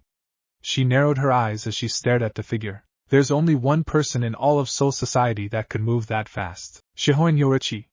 Spat Sui Feng as she glared at the figure. Heh, it looks like you recognized me, Sui Feng. I see, said Sui Feng as she smirked at her. Just because you've been gone a long time doesn't necessarily mean that you've raised your skills. Yoruichi removed her mask and smiled at her. It looks like your skills have dulled quite a bit, on the other hand. Don't be so full of yourself, said Sui Feng, a tone of danger in her voice. When will you stop thinking that you're so better than us? Both the Secret Mobile Corps and the Correction Corps are under my control now. Yoruichi's eyes grew wide as Sui Feng drew her Zanpakuto. Your days are numbered, stated Sui Feng as she slammed the point of her katana into the tree. Shihoin Yoruichi. Yoruichi blinked as 20 members of the Secret Mobile Corps suddenly surrounded her. Now let's see. Back in Sokaiku Hill, Shunsui tipped his hat as he grinned. Well, he said as he grabbed Yukitake by the hem of his captain's uniform. I guess that it's time to disappear, huh? Yukitake's eyes grew wide. Wait, what? Let's go! Exclaimed Shunsui as he sped towards the edge of the cliff, dragging his fellow captain along with him. Yamamoto Genryusai watched as they jumped off of the cliff, his face unreadable. Abarai Fukutechu, please stop! Called out Aizen as she and Sasuke Chojiro ran after him. Renji, however, ignored her and kept on moving forward. Whoa! Aizen and Chojiro stopped as they felt something in front of them, and Renji looked back and grinned. Ichigo suddenly appeared in front of them, his cloak flapping behind him.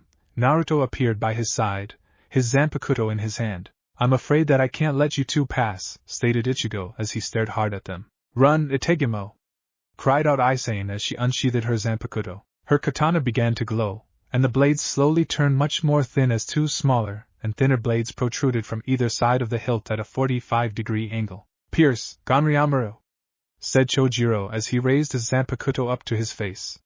The blade began to glow, and it slowly thinned out into a rapier-like sword. What? Aizen watched as Ichigo slammed the point of his Zanpakuto into the ground, and quickly dispatched Chojiro with a simple uppercut to the jaw.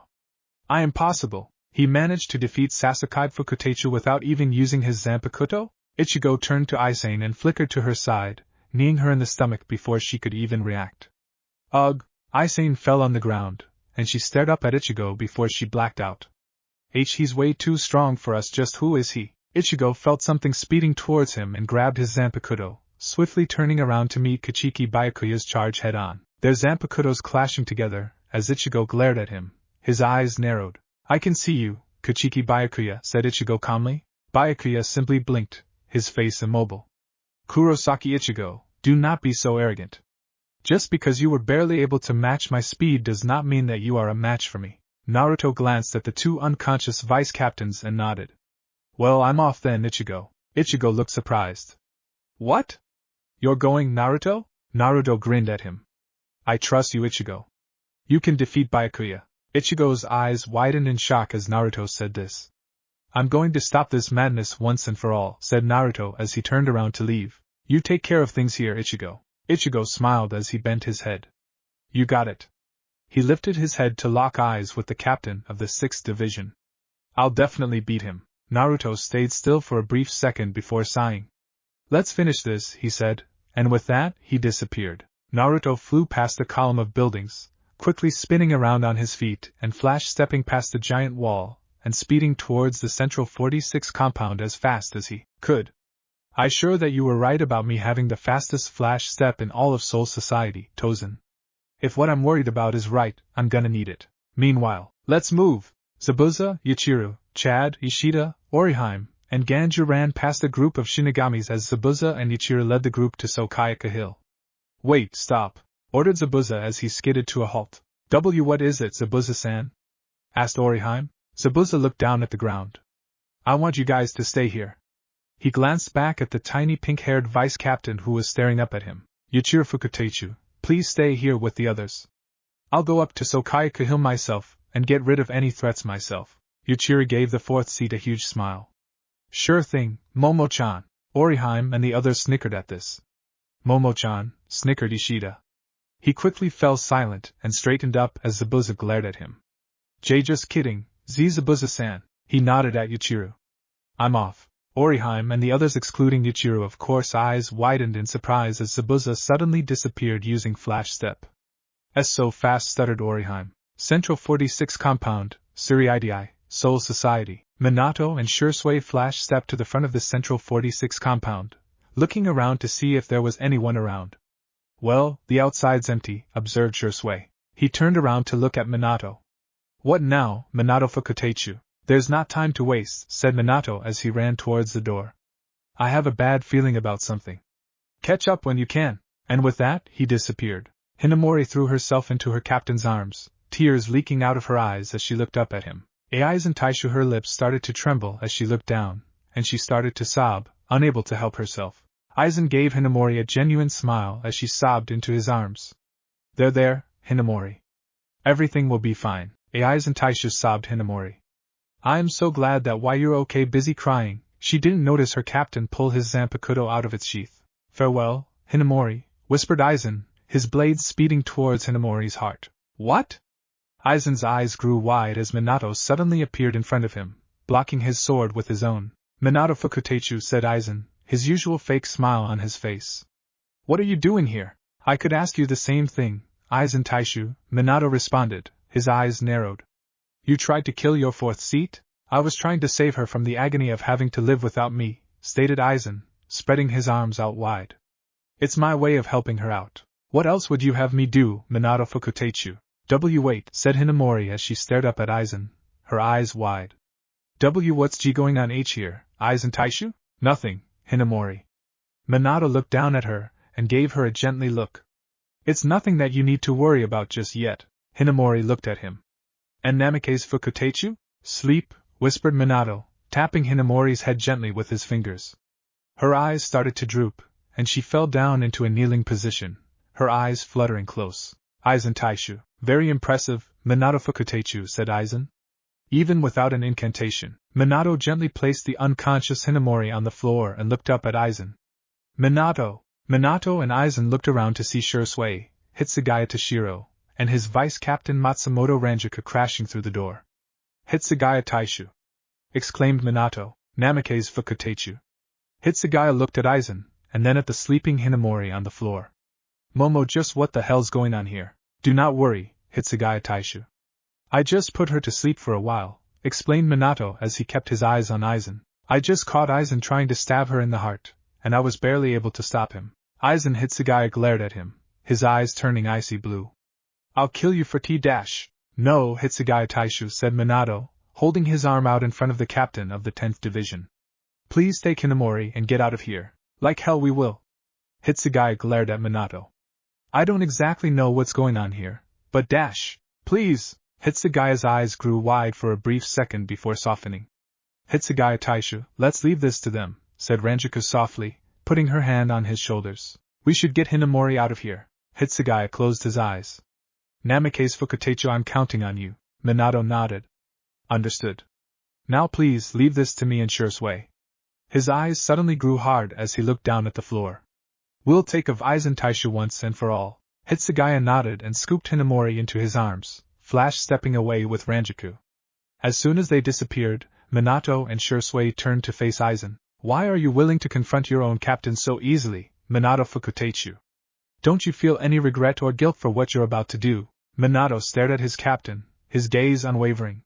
I've never trusted you. Even when I first met you, I knew that there was something off about you. I also knew that you were aware of my suspicions about you this whole time, so don't try and play any games with me. I was always ready to fight you if the time ever came. I had always hoped that I was wrong, but it seems that my suspicions were correct. Aizen smiled at this. I see, we will defeat you, Aizen Sosuke, said Minato, a determined look on his face. He turned to Shursui and nodded. Shursui slowly drew his Zanpakuto from its sheath, a slight grin on his face. You got that right, said Shursui. Minato and Shursui both pointed their Zanpakutos at Aizen, calling out their respective Shurikai commands. Flash, Hirashin, protect from the shadows, Karasu no Hansha. Flash, Hirashin, protect from the shadows, Karusa no Hansha. As Minato and Shursui's Zanpakutos began to glow, Minato's began to shrink down in size dramatically, the middle of the katana splitting into two. Once the Zanpakuto finished transforming, Minato was seen holding two kunais that were similar to the Hirashin kunais that he had used in the ninja world, but the blades on these were much more edged and defined, giving it an almost strange trident-like appearance.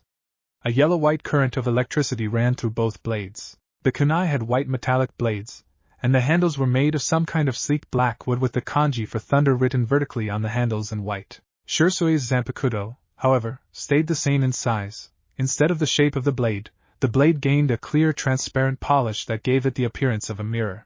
The tsuba remained the same shape as well, but it seemed to house what seemed to be a crow's eye in the center of the tsuba, although Aizen couldn't tell as it closed right on. Materialization.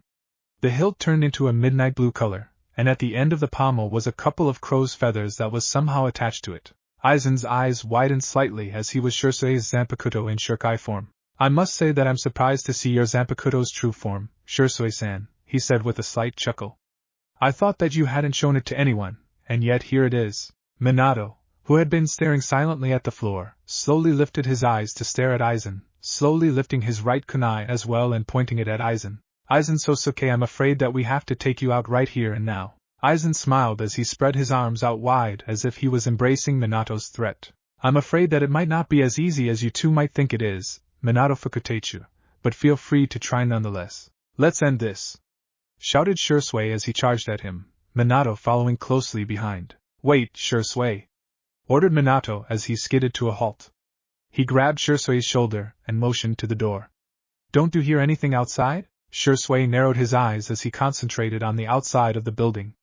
It sounds like there's some fighting going on outside, but what? Minato and Shursui ducked as a figure came flying through the door, his sword barely missing the tips of their heads by a millimeter.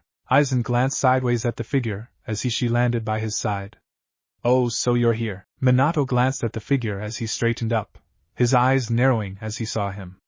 Ikemara Jin, said Minato slowly. So another traitor appears, stated Shursui as he stared at Jin calmly.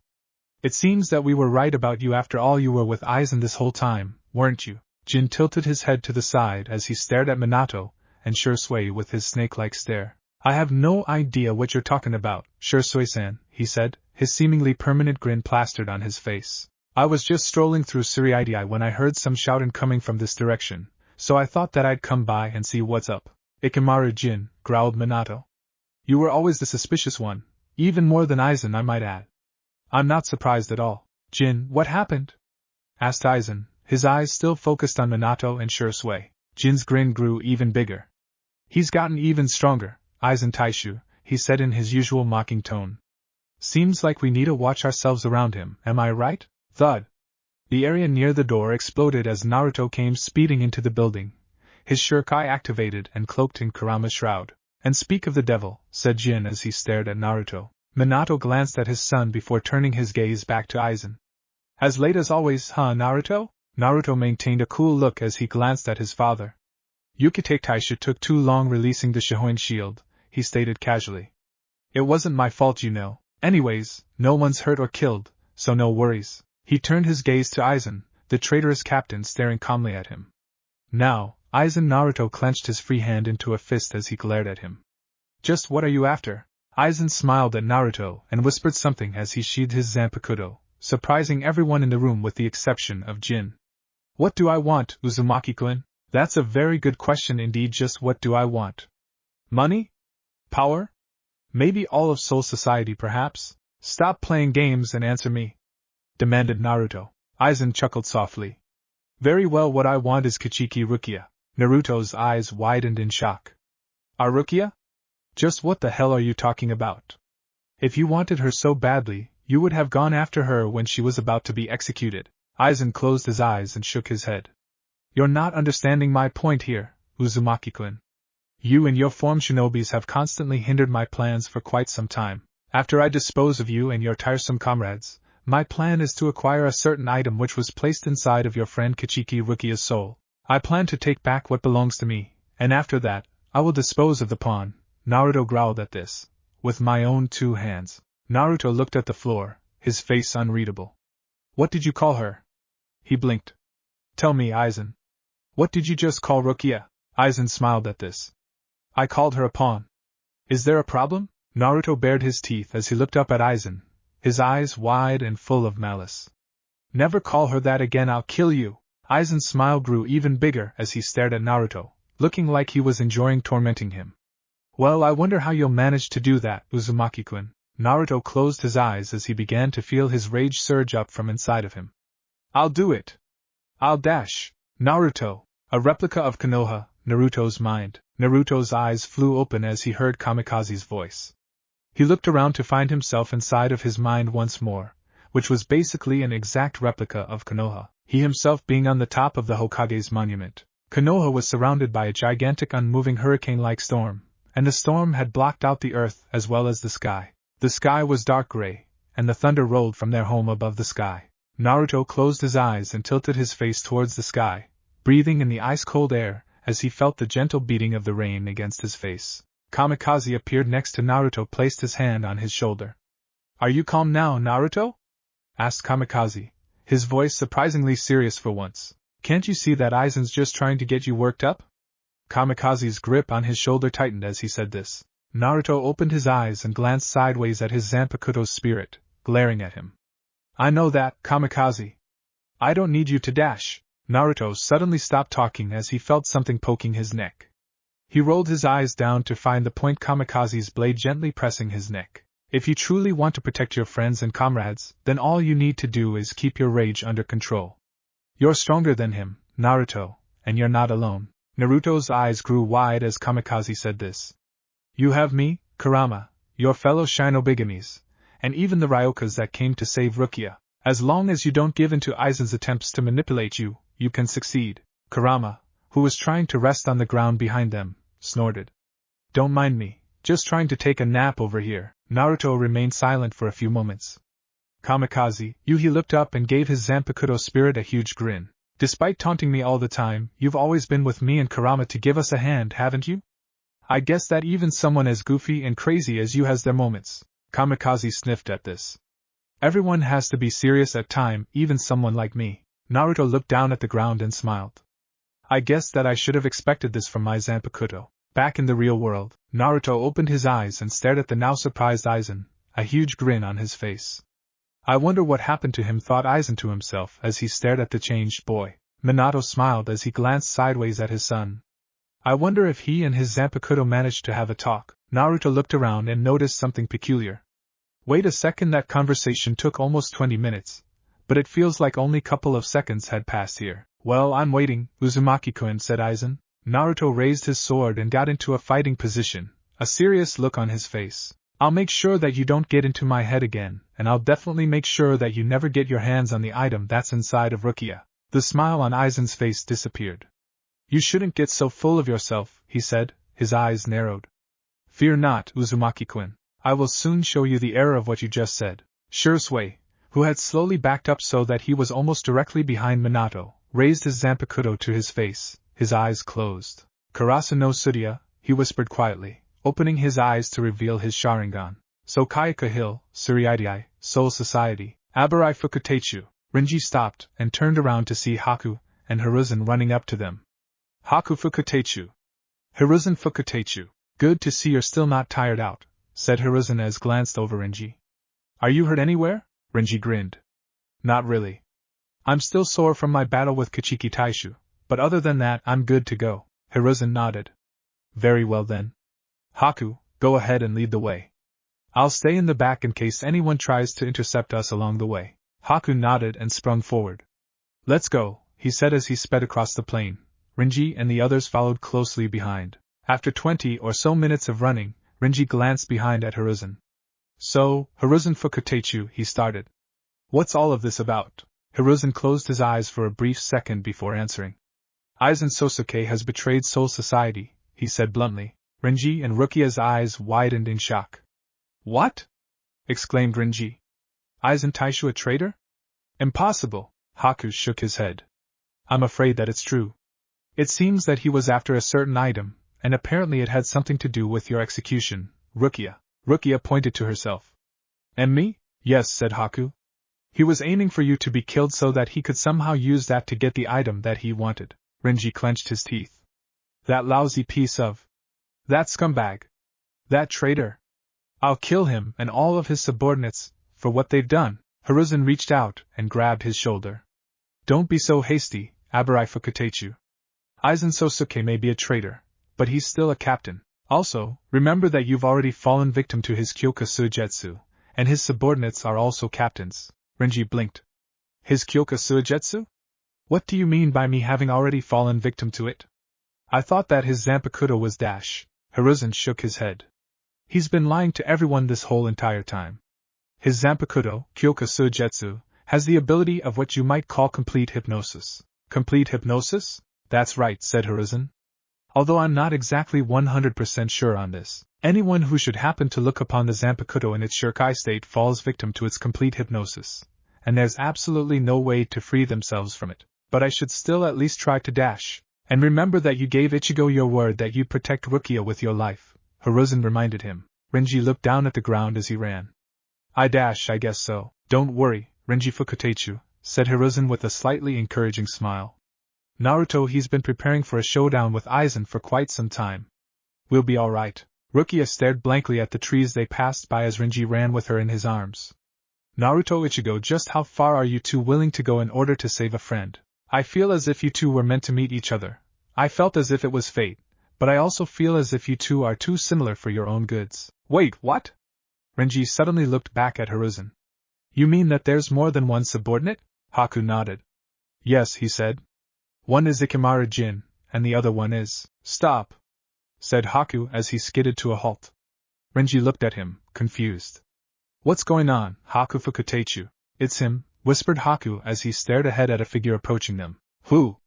Asked Renji as he stared at the figure. He could barely make out the long purple hair tied into braids and the clear orange goggles. Wait a second, is that Tozen can aim?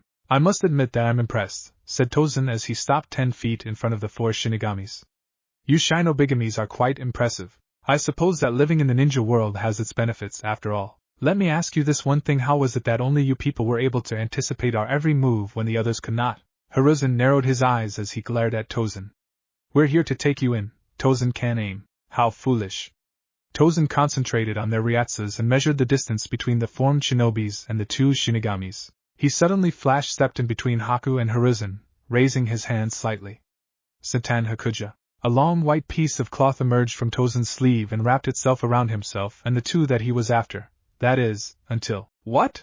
Tozen's head snapped to the right as he realized that he was about to use the Kido on not just Renji and Rukia, but Haku and Hiruzen as well, so they were somehow able to distort my perception of distance and time. Haku and Hiruzen used Tozen's surprised reaction to swiftly grab his arms, restraining him. You won't get away from us so easily, said Haku determinedly as the pieces of cloth began to wrap even tighter around them. A bright flash of white light enveloped the area, and it disappeared to reveal the 5 Shinigamis gone. Central 46 Compound, Suriidii, Soul Society. Aizen and Jin were barely able to dodge the torrent of water that was generated from Naruto's Zanpakuto. My, how dangerous, said Jin as he flipped over on his hands, pushing himself off of the ground in order to avoid a stream of lighting that threatened to strike him. Aizen drew his Zanpakuto and met Naruto's charge head-on, their Zanpakutos clashing with each other. Uzumaki-kun, you've grown, commented Aizen as he swung his katana at Naruto's head. Naruto ducked as Aizen's Zanpakuto whizzed over his head, thrusting his own forward in an attempt to pierce Aizen's heart. Aizen easily sidestepped it, slapping Naruto's Zanpakuto away with the flat of his blade. But is it enough? Naruto placed one knee on the ground and concentrated, his fist gently pressing against the smooth surface of the floor. He jumped into the air and performed a makeshift cartwheel in midair before Aizen could react. Not quite. He grunted as he slammed his fist into Aizen's face. Despite being cloaked in Kurama's shroud, Aizen easily shook off the punch, quickly flickering to Naruto's side and slashing at his side. Naruto flash-stepped a couple of feet away from him and glanced at Shursui, who was simply standing there, looking at Aizen with a peculiar look on his face. I wonder what he's up to. Minato quickly flickered to Aizen's side and stabbed at him with his kunai. But Aizen quickly saw this coming and met the kunai with his own blade. Minato grinned as he narrowed his eyes. Aizen's eyes widened in shock as Minato flash-stepped behind him. Aizen looked down and saw a large gash on his left lower torso and blinked. Impressive. He narrowed his eyes as he glanced back at Minato. How is this possible? I activated my Kyoka Sujetsu quite a while ago. He should have been trapped in my complete hypnosis, and yet, he glanced over at Naruto and the others as he tried to figure out what had just happened.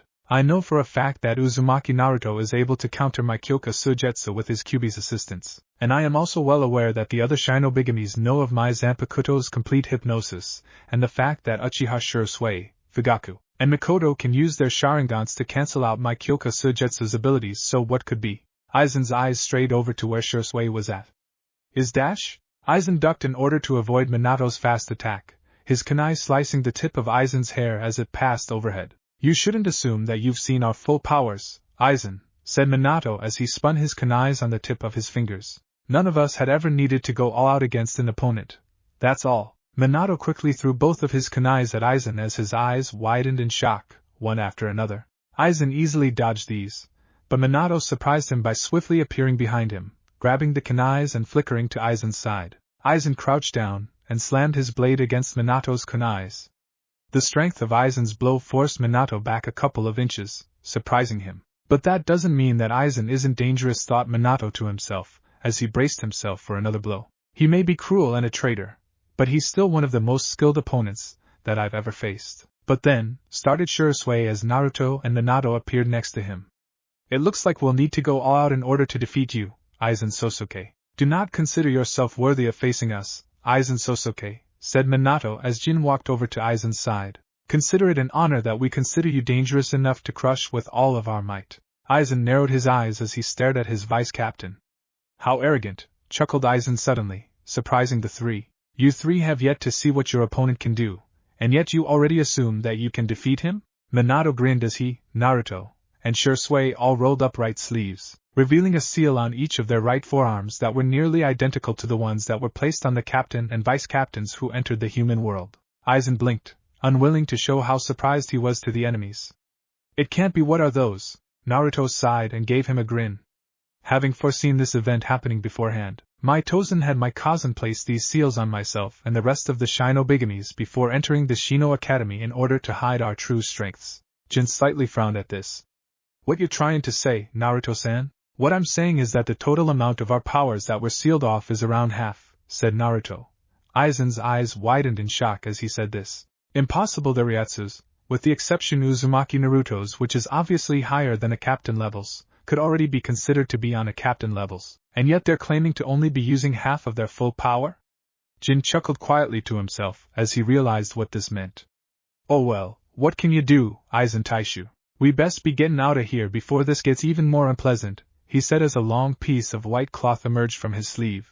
It quickly wrapped itself around the two traitors, and they disappeared in a blinding flash of white light. Just before they disappeared, however, Aizen saw a long piece of white cloth emerging from Shursue's sleeve as well. So Kayaka Hill, Tsuruidai, Soul Society, Zabuza, Kushina, Fugaku, and Mikoto saw 3 flashes of white light appear around 10 feet from each other, and the light dissipated to reveal Aizen, Jin, Tozen, Haku, Hiruzen, Renji, Rukia, Naruto, Minato, and Shursui standing there. Kushina narrowed his eyes as he saw Aizen.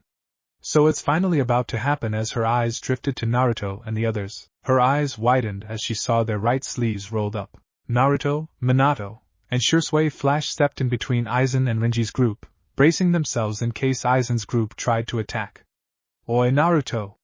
Yelled Renji. Naruto glanced back at Renji, and quickly turned his gaze back to Aizen and the others. Yeah, what's up? Renji scowled comically and slapped Naruto in the back of the head. Oi, look at me when I'm talking to you. Naruto scowled at him, and waved his Zanpakuto wildly at him. Hey! Can't you see that I'm in a bit of a critical situation here? Where's Ichigo? Asked Renji, his face serious again. Last time I checked he was with you, and now he isn't. Is he alright?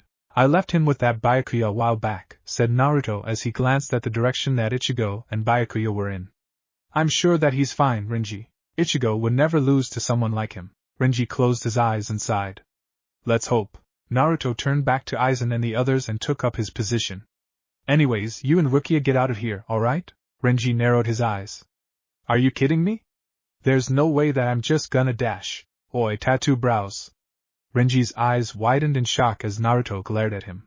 There's no way that I'll ever forgive you if Rukia falls into Aizen's hands. Take her and run right now. You have a promise to keep to Ichigo, remember? Renji bowed his head. You better win, Naruto. Naruto nodded, his eyes still fixed on Aizen. Yeah, I know, now get going already. Renji stared at Naruto and the others one last time before shooting up and speeding across the terrain. You better make it out of this alive, Naruto. Tozen stirred as he felt Renji and Rukia's Ryatsu growing further and further away. Shall I go and chase them down, Aizen-sama? Aizen smiled. No, can aim. It's quite alright.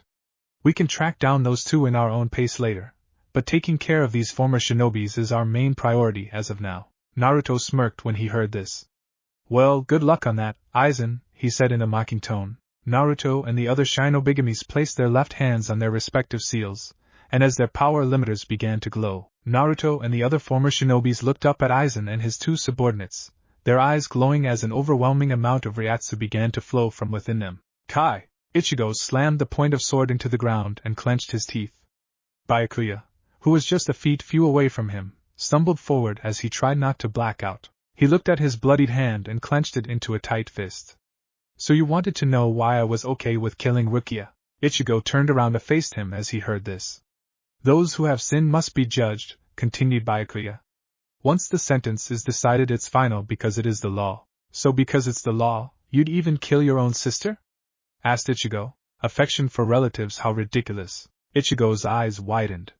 What? Against the wall, any emotion is meaningless. I never had any of those emotions to begin with. The Kuchiki clan is one of the great 4 noble houses, and we must be an example for all Shinigamis. If we do not obey the law, then who will? Ichigo spat out a mouthful of blood. Sorry, but I don't understand. If I were you, I would have still gone against the law. Byakuya looked shocked. I see, so his enemy all this time was in fact Soul Society, not me. Kurosaki Ichigo, said Byakuya out loud. My sword has been broken by your free-spiritedness. This duel is Y-. Byakuya stopped as he felt a large group of Shinigamis approaching. Ichigo's eyes widened in shock as he saw Naruto, Minato, Shursui, Zabuza, Haku, Hiruzen, Kushina, Renji, Rukia, Aizen, Jin, and Tozen appear around 100 feet from where he and Byakuya was. Ichigo scowled as he fell down on the ground. And Naruto?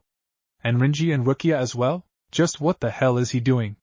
I told that bastard to protect Rukia and he just dash. It seems that they've arrived, said Byakuya softly. Oi Byakuya. Are Naruto and those other guys going up against Aizen and his subordinates? Asked Ichigo, glancing at him for a split second before turning his gaze back to Naruto and the others. You are correct, answered Byakuya in his usual cool manner despite the situation. Ichigo couldn't help but be annoyed by that as he glared comically at Byakuya. Yamamoto Genryusai had already been informed of Aizen's treachery by Hitsugaya Taishu and had asked Kaiaraka Taishu to inform everyone in Suriidai by using Tentikura just a few moments before their fight had ended. Byakuya glanced at Ichigo as he saw him struggle to get up. Where do you think you're going, Kurosaki Ichigo? Ichigo looked up at him as he got to his feet. I'm going to help Naruto kick that traitor's ass, of course. He answered as he frowned at Byakuya. There is no need for that, said Byakuya, surprising Ichigo. Remember why you came here in the first place, Kurosaki Ichigo. Ichigo looked down as Byakuya said this. Well yeah, but Uzumaki Naruto is more than capable of handling Aizen, stated Byakuya despite himself. Despite the animosity between him and Naruto, Byakuya was willing to give him credit when it was due. He is one of the strongest members of the Godai 13, and he and the other former shinobis are more than capable of defeating the traitor. If you doubt my words, then stay and see what I mean. Meanwhile, Kai. Tozen's eyes widened in shock as he felt an enormous burst of Ryatsu coming from the Shinobigamis. What is this? The former shinobi's Ryatsus have doubled? How is this even possible? At this rate, Tozen turned to look at Aizen. Aizen-sama, what dash? Tozen's head snapped around as he felt Kushina extended her hand out towards them. 10 pink bolts of energy materialized around Kushina and sped towards the 3 traitors. Aizen and his 2 subordinates quickly dodged the attack by using Flash Step, barely avoiding the devastating explosion that followed. Aizen narrowed his eyes and grinned as he saw this. To use Heido 91, Senju Koten Taiho without calling out its name or reciting the incantation at full power Kido had always been Uzumaki Kushina's strong point, but then again, for the most proficient Kido master to have ever been produced in all of Soul Society, a task such as this is trivial. Jin looked down at his singed left arm and looked at Aizen. It seems that 5th Division Sanseki-san's attacks gotten even stronger. If they got any more surprises up their sleeves, I'm afraid that we're gonna have to retreat, Aizen Taishu. Aizen glanced at his subordinate. It seems like it. Aizen suddenly blinked and smiled unexpectedly. Well, if it isn't 11 ND Divisions Momochi Yanseki, 2 ND Divisions Haku Fukutechu, and 8th Divisions Saratobi Fukutechu, how good of you to come and finally join us. Zabuza stared at Jin as he slowly drew his Zanpakuto. You're not getting away this time, Ikemaru Jin. You're going to pay for pulling that prank on me last year. My, grinned Jin. You're being even more scary than your captain. You're strong enough to defeat your captain, but unlike him, you ain't afraid to use your full powers if necessary. Flattery won't get you anywhere, Ikemaru. Slaughter, Shiko Hito! Yelled Zabuza. Zabuza's Zanpakuto began to glow and expand until it became what closely resembled an oversized butcher knife, but the only difference was that this one had a large hole toward the front of the blade. Shiko Hito was pale gray, and it had a blood stain in the front of it. The large hole towards the front seemed to be surrounded by a condensed sphere of mist which seemed neither solid nor liquid. Zabuza held the blade in front of him, the point extended towards Jin. Get ready, Ikemaru. Oh, how scary, faked Jin, holding his hands up in mock defeat. Your blade is fitting considering the fact that you've lived your whole entire life nicknamed as the Demon of the Hidden Mist. Anyone who's laid eyes on it have been terrified cause of its unique powers. I'd better be careful. Zabuza bowed his head, chuckling quietly to himself. The only non-shinobi Shinigami that's been able to survive my Shiko Hito in a fight was my captain, Zaraki Kenpachi, and that's only because I spared him out of my respect for him. Jin chuckled at this. Oh, one question, said Zabuza. Jin looked up at Zabuza. Zabuza flipped his sword over and showed the flat of his blade to Jin, and the sphere started to slowly leak out a thin wave of mist. Would you rather I leave enough of you to bury, or would you rather be cremated? Heido 73, Soren Sokatsui. Mikoto called out. Tozen quickly dodged 2 bursts of Ryatsu before they could hit him. quickly weaving to the left and right in order to avoid the ankens that Mikoto had quickly thrown at him right after. Her ankens are coated with a deadly poison if I'm not careful. I'll be dead within minutes. It'll be a pain to avoid all of them though. Tozen raised his Zanpakuto and skillfully deflected a couple of the ankens, ducking as he dodged another. As he backed away from the ankens, his head snapped to the side as he felt Kushina's presence behind him. Crap, said Tozen to himself as he quickly stabbed his katana into the sword. He swiftly retaliated by swinging his leg at her, but Kushina easily blocked the kick and sent a barrage of kicks and punches at Tozen. The former captain grimaced as he felt Kushina's fist pass dangerously close to his head. If I remember correctly, Uzumaki Kushina rarely used her Zanpakuto during battle, mainly relying on her Kido and Hakuda skills instead. He swiftly slapped aside a punch and kicked at Kushina's stomach. Ah! Cried Kushina as she went stumbling back a couple of feet. Just kidding. Tozen's eyes widened in shock as Kushina appeared behind him. He quickly ducked as her Zanpakuto swung over his head. But then again not as rarely as Uchiha Shursui. Kushina sheathed her Zanpakuto and smiled. Tozen's head snapped to the right as he realized that Kushina had been distracting him so that he wouldn't notice Fugaku slowly sneaking up on him. Tozen grimaced as he grabbed his right arm, suddenly realizing that Fugaku had swiftly slashed him in multiple places. Damn it, my right arm is useless. Tozen's hand automatically dropped his Zanpakuto, and he quickly grabbed it with his left hand, sheathing it. I see now I can't wield my Zanpakuto. Tozen bent his body backwards, dodging a horizontal slash from Fugaku. Tell me, Fugaku, began Tozen as he sent Fugaku skidding back a couple of feet with a kick to the chest. Why is it that you are fighting me when you have no fear emanating from your blade? Che! Fugaku quickly retaliated by speeding towards his captain and slashing his sword up at him, aiming to slice his captain's face from the chin up. I've never cared for your ideals, Tozen. Tozen's eyes narrowed. What? I admit that there was a time when I believed in something similar to what you believe in now, admitted Fugaku as he rested the blade on his katana on his shoulders. But then what? Inquired Tozen. But then, those ideals, coupled with my clan's hatred, were the very things that caused the destruction of my clan, stated Fugaku, surprising him. It only caused pain and misery to my own two sons, the only two survivors of my clan. Go on, said Tozen, suddenly interested. And then in my time in Soul Society I learned that fear is unnecessary in battle as it only brings lack of resolve, a cowardly sense of self-preservation, and, ultimately, the deaths of the people that you wish to protect before your own inevitable demise. What did you say? Tozen clenched his teeth in anger as he tightened his left hand into a fist. Without fear, there is no sense of justice. The only thing that one needs in battle is to be at peace with oneself, the acceptance of their own mortality, and the determination to do what your own heart feels is right, and my heart is saying to stop Aizen and anyone who takes side with him. You, Tozen. Tozen grabbed the hilt of his Zanpakuto with his left hand and slowly drew it from its sheath. You, those who pervert the balance of justice must be eliminated no matter what. You have no fear, Fugaku? That is understandable, but you have reached your limit. You three will ultimately fail, Tozen, stated Fugaku as he pointed the point of his sword at Tozen's heart. Would you like to know why? It's because unlike you, the other Shinobigamis and I aren't afraid to die if that's what it takes to stop you. If that's the price that we have to pay, then so be it. In order to save Soul Society and what we believe, we're willing to give up our lives. Tozen's eyes widened at this. Such strong resolve. This is the end, Tozen, roared Fugaku as he charged at him. Meanwhile, Renji, who was still carrying Rukia in his arms, skid to a halt as he saw a group of figures approaching from a distance. Is that Renji squinted as he tried to make out who they were. Renji-san. Rukia-san. Oh, it's Inoue and the others, exclaimed Rukia as she waved at the group. Inoue, who was with Yuichiro, Ishida, Chad, Ganju, and Makizo Aramaki, stopped in front of Renji and Rukia.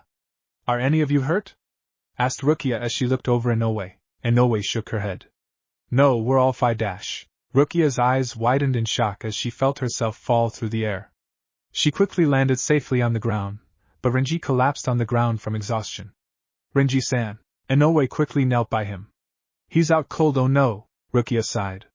It's probably from his battle with Ni-sama, and carrying me around all of this time. It's my fault, Ganju grunted as he grabbed Renji and hoisted him on his shoulder. There we go, said Ganju. We're all ready to go. Chad suddenly grabbed a wobbly Rukia before she could complain and carried her in his arms. Chad. Rukia looked embarrassed by the fact that she had to be carried all of the time. Okay. Chad glanced at the others before nodding. Let's move. Wait. Makizo cried out. We should probably head back now that we've got Rukia-san with us. Who's with me? Litsuka. He yelled as he turned around and started marching away. Oi. Ganji grabbed Makizo by the back of his uniform and kicked him in the butt. Don't you even think about it, Chobihige-san. Agreed Yachiru. That's right, Maki. We can't go back now, Makizo pouted. But, Ishida pointed to Sokayaka Hill. If you haven't forgotten, Ichigo's still up there, and that Aizen guy might be too. Makizo's eyes widened. He opened his mouth to say something, but nothing came out. If what we heard about that Aizen guy is true, then Ichigo might be in serious trouble, said Ishida as he clenched his teeth in anger. How could you dash? Ishida stopped talking as he and the others felt an overwhelming amount of Ryatsu coming from Sokayaka Hill. Chad looked shocked by this. Whose Ryatsu is that? He asked no one in particular. It's obviously not Ichigo's, but, as the group continued to stare at Sokayaka Hill, they unconsciously stepped backwards as they saw a massive storm cloud in the shape of a hurricane beginning to form. The storm cloud began to spread all throughout Tsuriyai, grabbing everyone's attention as they stared up at the sky. Rukia-san, what's going on? Asked Inoue, a frightened look on her face. Rukia's eyes widened in shock as she began to realize what was going on. She blinked and turned to Inoue and the others, suddenly calm. This can only mean one thing, she said. Inoue and the others looked confused. What does it mean? Asked Ishida. It means that Naruto, everyone's head, excluding Rukia's, snapped towards Sokayaka Hill as they heard a sound similar to a dragon's roar in the distance from inside of the storm clouds. Has achieved Bankai.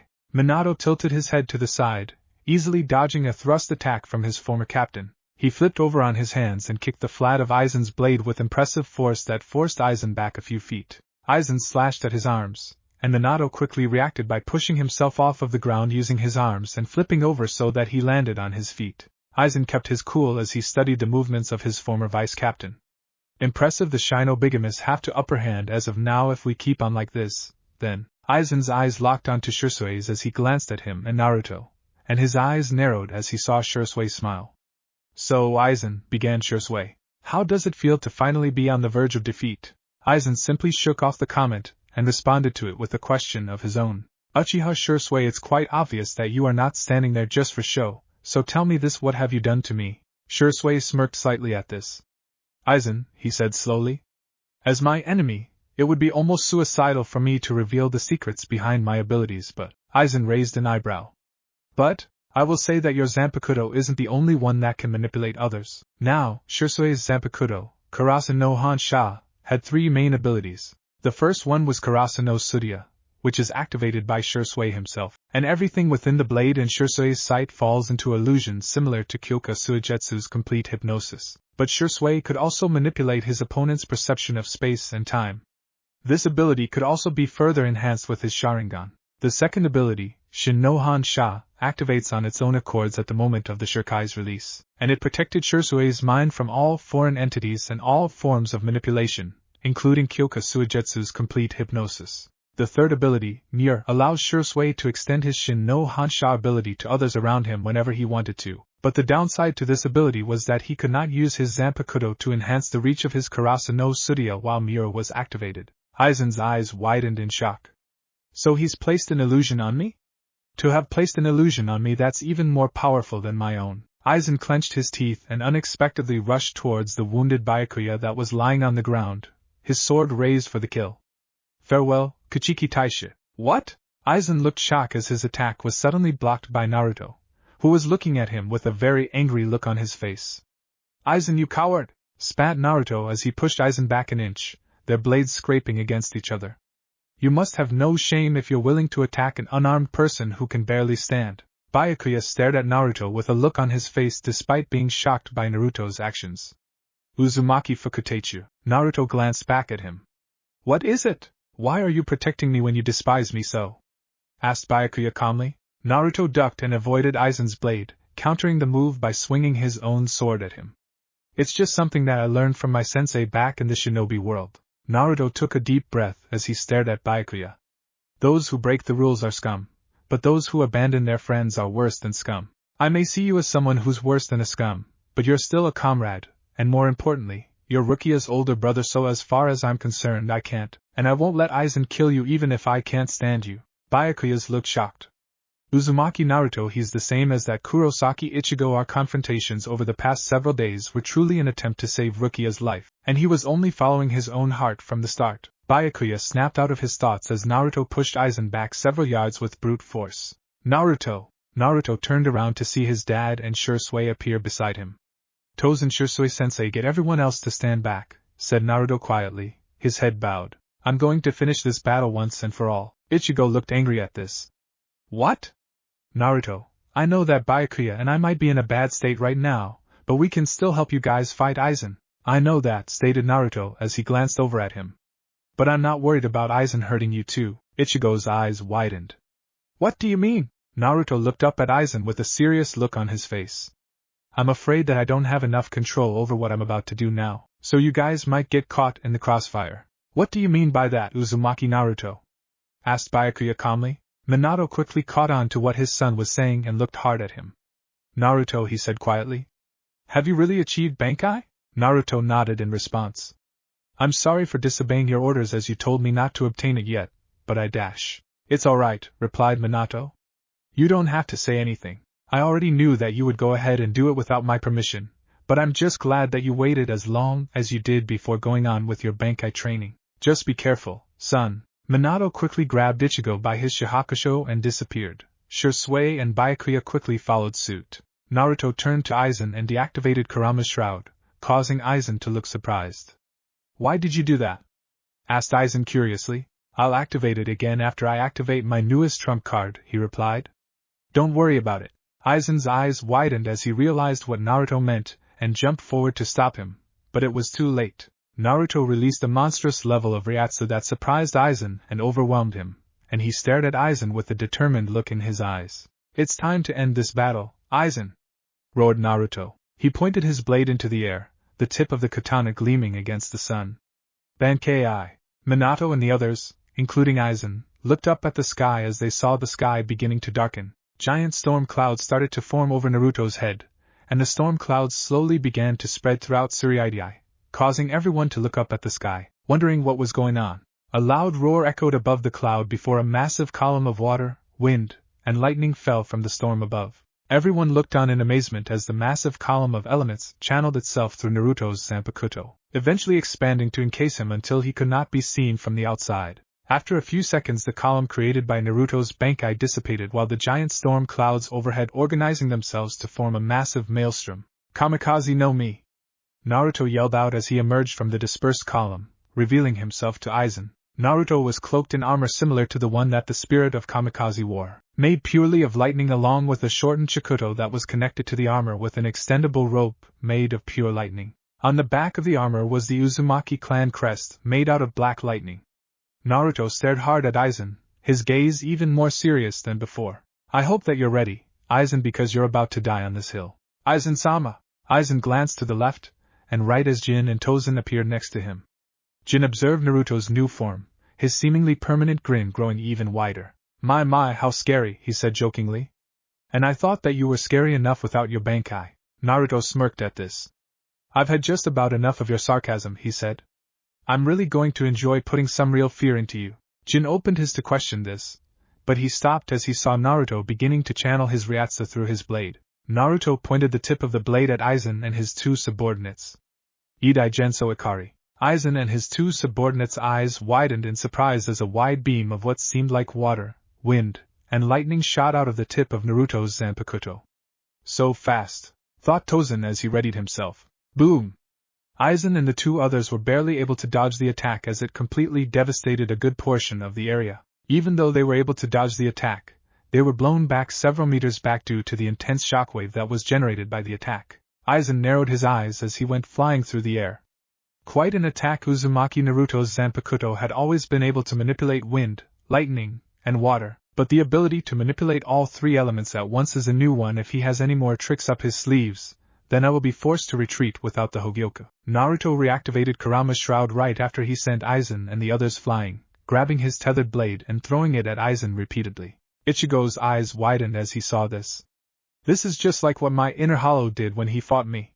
Naruto silently activated his ability Hyoko while he quickly threw his Chikuto at Aizen and his subordinates rapidly. This ability allowed him to imprint a kanji for Kaze, Raime, and or Mizu on whoever/whatever he hit with the blade. He could imprint up to 3 marks for each kanji at a time. By the time Aizen and the others had regained their footing, Naruto had managed to mark each of them twice. Naruto stopped throwing the blade and looked up at the sky, surprising Aizen and the others. "Why stop attacking us, Naruto-kun?" asked Aizen curiously. Naruto sighed and turned his gaze to Aizen. "You should be more patient, Aizen. You're just about to get your answer." Naruto looked back up at the sky and raised his blade, pointing it at the sky. A wide beam of water, wind, and lightning shot out from the tip of the blade, speeding towards the maelstrom that lied above Naruto. Erasure no Sirai. The ground seemed to tremble as the sound of multiple dragons roaring shook the very air itself. Ichigo, who was watching the entire fight alone with Byakuya and the other Shinobigamis, was utterly amazed and bewildered by what was happening right in front of him. "Just what's going on here?" he whispered. At that point, Renji, Rukia, the rest of Ichigo's friends, as well as Yuichiro, Mikizo, and Hanataro who met up with the group on their way to Sokaiku Hill came running into view from the distant, skidding to a halt when they reached Ichigo and the others. Minato narrowed his eyes upon seeing the group, especially Oriheim, Yuryu, Chad, Ganju, and Hanataro. So those are the other intruders. To that 4 humans and 1 Rukangai resident were willing and able to go this far just to save a friend and were even able to convince Hanataro to help them. Minato then smiled at the idea. "I can see why Naruto took an interest in them. It sounds like something my son would have done himself," he thought as he turned his attention back to the fight. Ichigo looked surprised as he saw them. "What are you guys doing here?" he asked. Ishida looked annoyed by this question. "What are we doing here?" "We're here to get you out of here, obviously, Kurosaki." "Oh, I never asked for you to," replied Ichigo with a comical look on his face. Ishida scowled as he stepped forward. "What?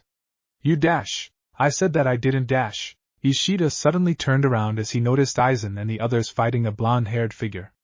"Hey, Kurosaki, are those 3 who I think they are?" Ichigo nodded, suddenly serious. "Yeah, Ishida, if you're thinking that they're the ones responsible for what happened to Rukia, then they are." Inoue, who was standing next to Ishida and Chad, blinked as she spotted the blonde Shinigami.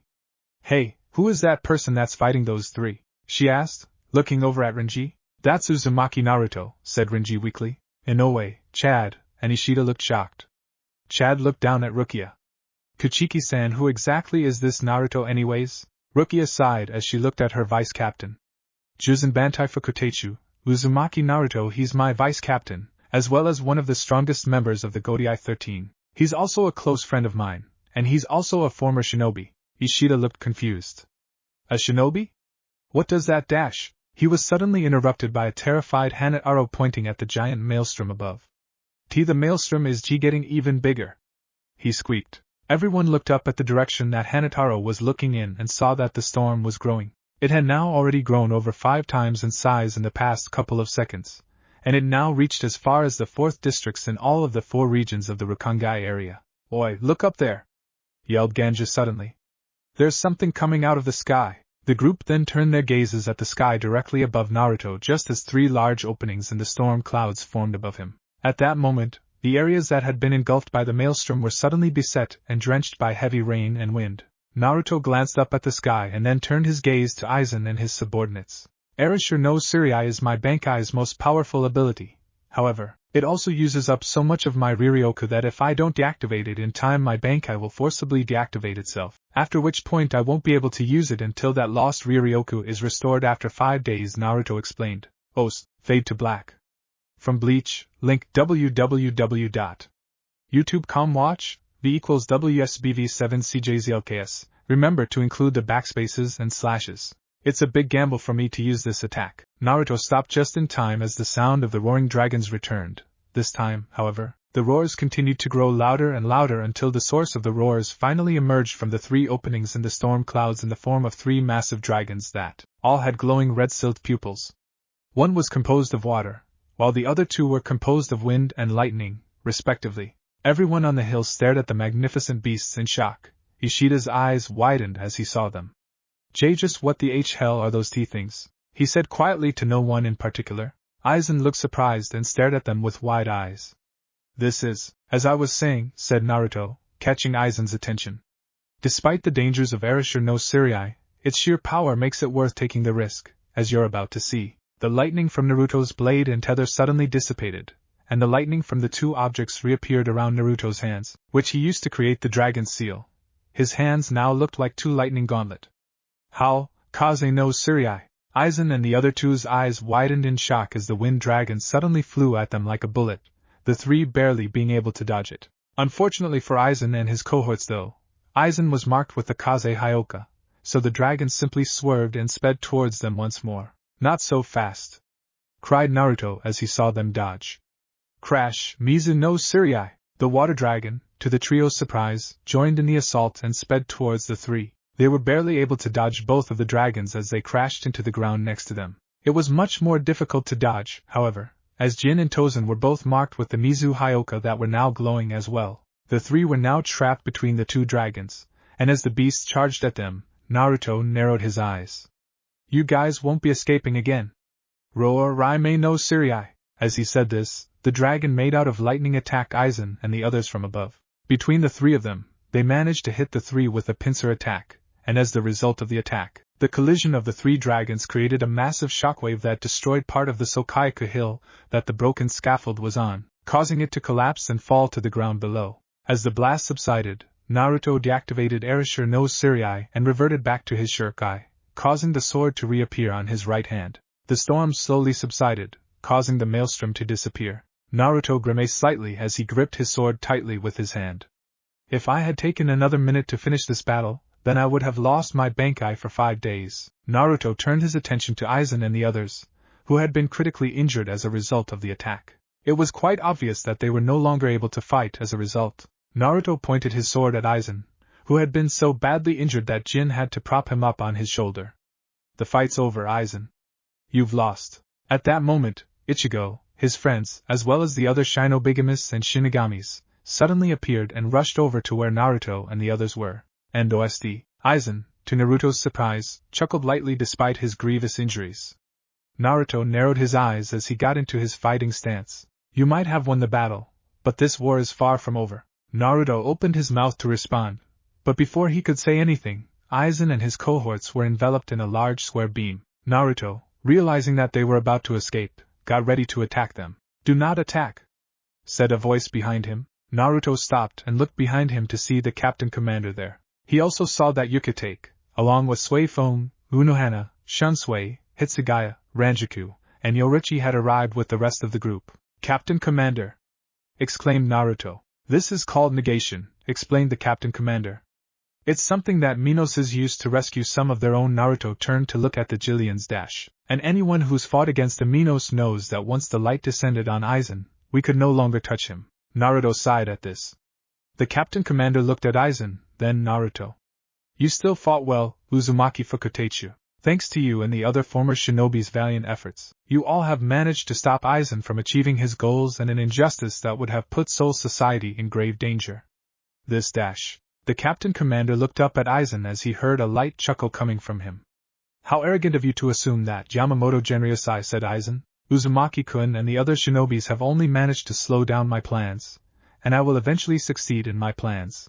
To everyone's surprise except for the other Shinobigamists, of course, Naruto flashed Aizen a goofy grin. I don't think so, Aizen, said Naruto surprisingly as he reached into his shahakusho and pulled something out of it. I don't think that you'll get very far without this. What? Whispered Aizen. He stared at the item in Naruto's hand in disbelief, unable to comprehend what it was at first. The item was a small, translucent and lavender object that closely resembled a marble. Aizen, who couldn't believe this, clenched his hands into a fist. Is that the Hogyoku? He asked aloud, his voice calm despite the situation. Oh, so that's the name of this thing? Asked Naruto in a mocking voice. There's no way that you could have known about the Hogyoku, hissed Aizen as he glared at Naruto. Especially after your actions from our initial confrontation at the Central 46 compound, there's no way. Naruto chuckled lightly, and then to Aizen and the other Shinigami's surprise, burst into a full-blown laughter. I was only pretending to act like I didn't know what you were after, laughed Naruto. I was only angry over you calling Rukia a pawn. Naruto ceased laughing as he grinned at Aizen. Did you really think that the other shinobis and I didn't know what you were after, Aizen-chan? You see, when Rukia first came back from the world of the living, I learned about the Hogyoku being sealed within her because Kurama had sensed a second set of emotions within her. Get it? Aizen narrowed his eyes as he heard this. Who thought that it was a good idea to give that blasted Kyuubi the ability to sense negative emotions? Anyways, said Naruto. After that, I made a deal with Mayuri Taishu to get the Hogyoku out of Rukia while she had been asleep in the cell at the 6th Division's barracks under my watch in exchange for a certain favor. Naruto shuddered at this, but then, I did lie to the captain about the true nature of the item, and I've kept the Hogyoku on me since that time. Aizen, realizing that he had been outsmarted by Naruto of all people, clenched his teeth in rage as his eyes grew wide, blazing with anger. You little bastard, he said as he arrived at the top of the negation. I will make you pay for this insult in time, Uzumaki Naruto. You can try to attack Soul Society as much as you want to, but if you could be outsmarted by an idiot like me, then I'm pretty sure that we have nothing to worry about, replied Naruto smugly. Aizen smiled unexpectedly at this. We shall see about that. A second later, he vanished into the Garganta along with Jin, Tozen, and the other Minos. After this, Naruto walked over to the Captain Commander and handed him the Hogyoku. I think that it would be best if I gave this to you, Suteichu, said Naruto as Yamamoto took the object from his hand. I will make sure that the Hogyoku is hid well so that Aizen will never be able to find it, stated the Captain Commander. Uzumaki Fukatechu, you fought well, and I thank you. Naruto opened his mouth to respond with it was no big deal, but instead, he collapsed on the ground much to everyone's shock. Minato and Kushina immediately rushed over to their son's side, and Kushina laid her hands over Naruto and started to heal him. Is he okay, Kushina? Asked Minato with a worried look on his face. Kushina simply turned to Minato and gave him a smile. Yes, she replied, unable to hide the relief from her voice. Inoue, who was watching this, turned to Rukia. Say, Kachiki-san. Rukia turned to Inoue. What is it, Inoue? Who are those two people that are with Uzumaki-kun? She asked. Rukia turned her gaze to the three and smiled. They're Namikaze Minato and Uzumaki Kushina, the vice captain and the third seed of the 5th Division, and they're also Naruto's parents. Inoue and the other Ryokas looked surprised by this. Naruto, who had managed to stay awake, blinked and looked around the devastated area. Hey, Ichigo, I think that I might have overdone it a bit. Ichigo looked at the area where the Sokaiku stand used to be, and he